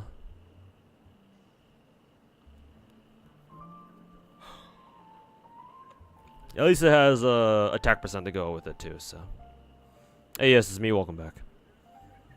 You need to know, am I team Drake or Kendrick? I'm team, I don't deal with fucking retarded people on the internet. Or at least I say that, but then, you know, I'm a streamer, so of course I have to. No, I don't give a fuck about the whole Drake versus Kendrick, shit. Like, I don't follow, like, fucking mainstream hip-hop or whatever. I don't give a fuck about that shit. So, leave me the fuck out of that crap, man. I got better shit to do. Like, play gacha games. That'll show them. But yeah, no, man, I don't give a fuck. Just keep hearing about it. Yeah, the internet, Twitter and the internet just pops off about random shit every now and then. It happens. Just another fucking dumb thing that everybody's talking about. Or a lot of people are talking about. So yeah, of course it's gonna bleed over to over into the mainstream.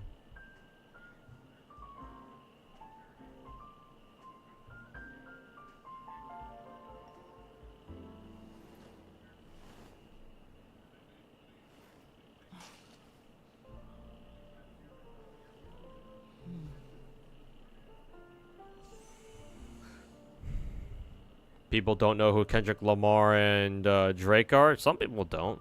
I barely know who. Like obviously I'm a little bit more familiar with Drake just because of all the memes that we got from him, or all the memes that he made. But I barely know who fucking Kendrick Lamar is. I know he's like either like a hip hop artist or like a rapper or some shit. But that's literally all I know. Like beyond that, I don't give a fuck.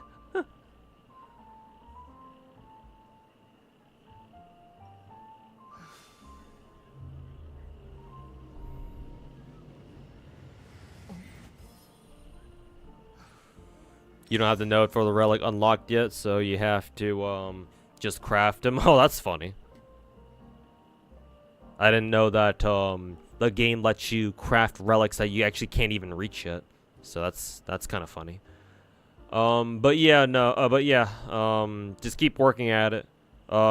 Just to give you like a kind of a baseline, typical Acrons, for Acrons that have their own gacha light cones, ideally you're looking at around like, let's say,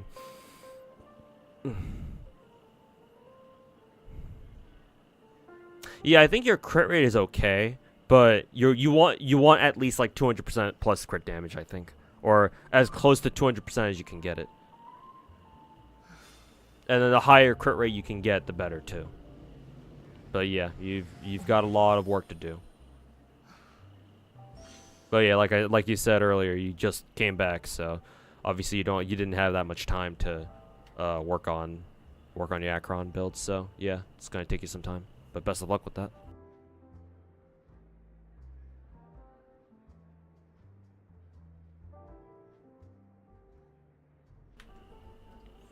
Fuamoko sang a Kendrick Lamar song and accidentally called him Kevin Lamar. Now that's some Fuamoko lore that I did not realize. Can you flex your Acron? Not today, Sedexer. I'm probably gonna end the stream soon, because I got a lot of shit that I want to get done, and I want to go to bed early today. Start of the work week tomorrow.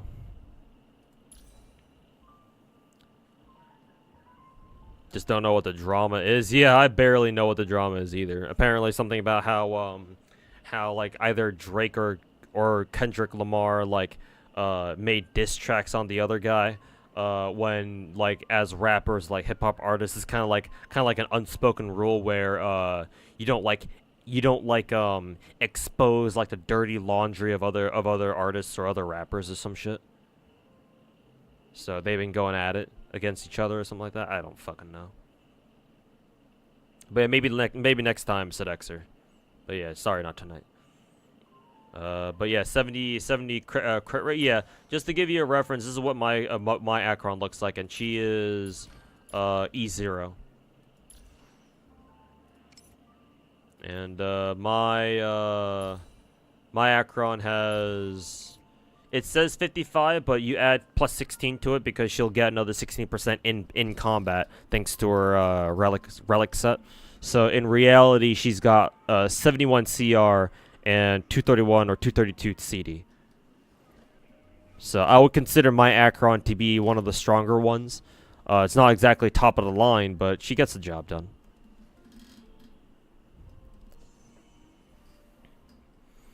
So yeah, if you can get your Acron to 70 crit rate, that would be fantastic. Yeah, like technically speaking, the closer Acron is to having perfect crit rate at 100%, the better, just because of how her ultimate does damage.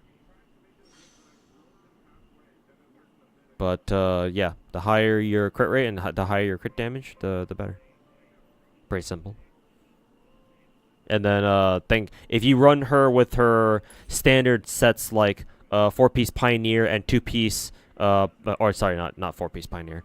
Yeah, no, 4-piece Pioneer and then 2-piece Izumo Gensei, then together these should give you plus 20 crit rate or plus 16, because if you give a character 4-piece Pioneer, it'll automatically account for their 4% crit rate on their 4-piece. So like when it says 4% there, it's already included in your crit rate stat sheet up on the front or up in the front.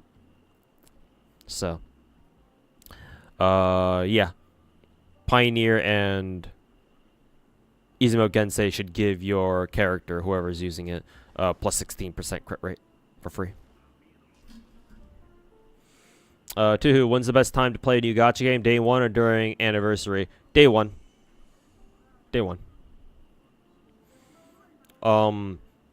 When a gacha game first launches, that is the absolute best time to start playing it.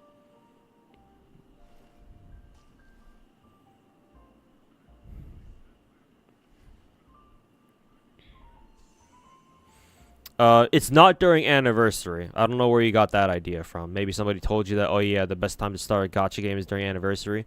If anybody told you that, then they have no fucking clue what they're talking about.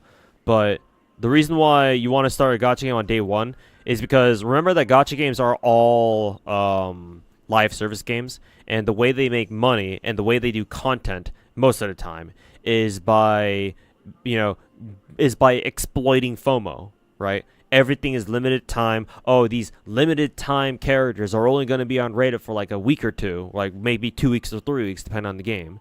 And, oh yeah, these events are limited time. Everything's limited time, right? So because of that, if you want to participate in all the content and you don't want to miss out on any of the content, you ideally want to start a gacha game right when it launches on day fucking 1. Right? Maybe try to get into the betas so you have a good understanding of how the game works. So that when the game actually does fully release, you know exactly what to do. And you hit the ground running basically.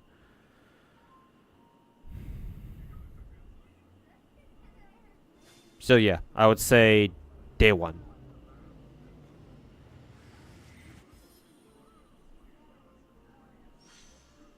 Strong Acheron, thank you.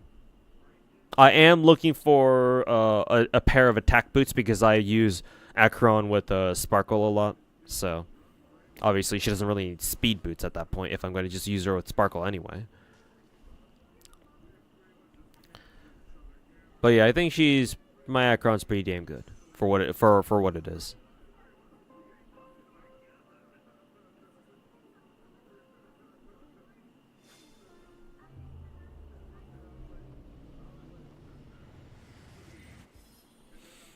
Thanks for your help. Yeah, no problem, man. I mean, I didn't really do much. To be fair, I didn't really do much to, like, help you or give advice. Just like, there's not much to really, like, go over there. Like, I'm not trying to be an asshole about it. But, like, there's not really much for me to really talk about other than, like, oh, yeah, just make sure to complete your relic sets and, like, try to give her as much crit damage as possible. But, like, you kind of already knew that. So, it's like, did I really say anything, or did I even give any, like, good advice there? I don't know. You can always come back and ask me about, builds and such, so. Yeah, you're always welcome to come back and update me on what your Acheron's looking like.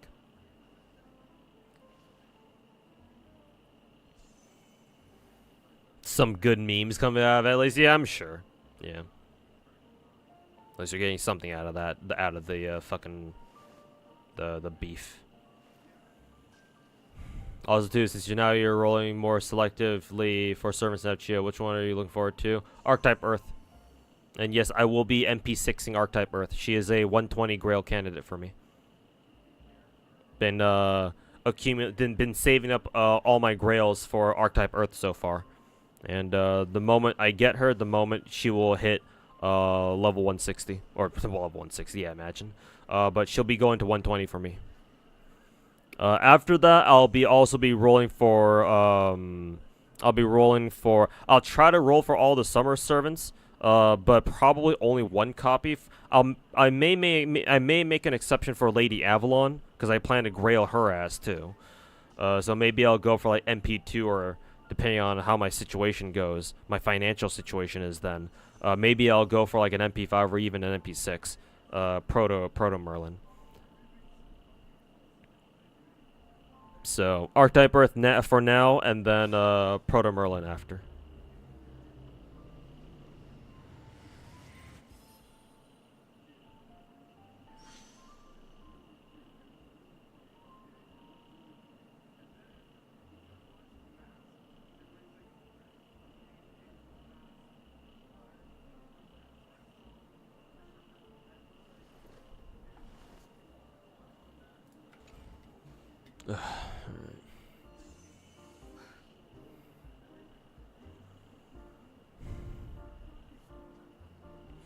No good rolls on RFX though, or relics. Yep.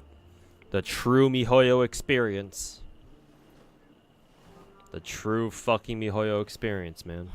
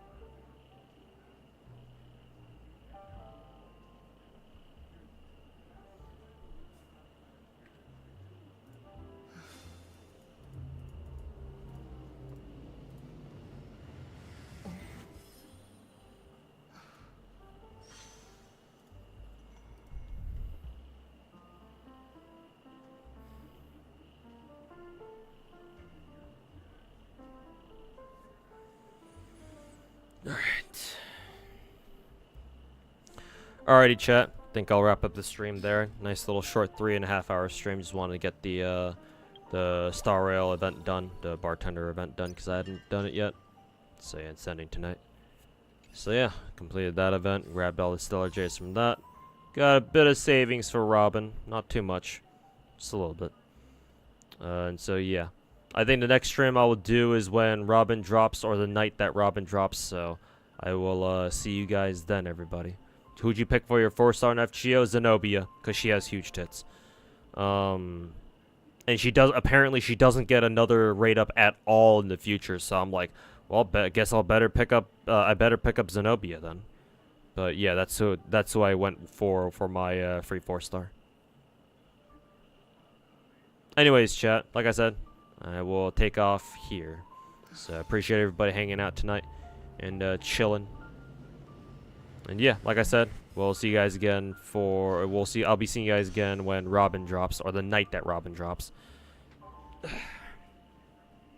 I should be home, yeah, because Star Rail server should go live at 7, I think. Unless they go live earlier, but no, this is a new patch, so yeah, they have to go live at 7, I'm pretty sure. So yeah, I should be back home before then, pretty sure. But yeah, take care everybody. I'm not going to raid anybody tonight. So just let you guys go on your own. So peace everybody. Enjoy the beginning of your week.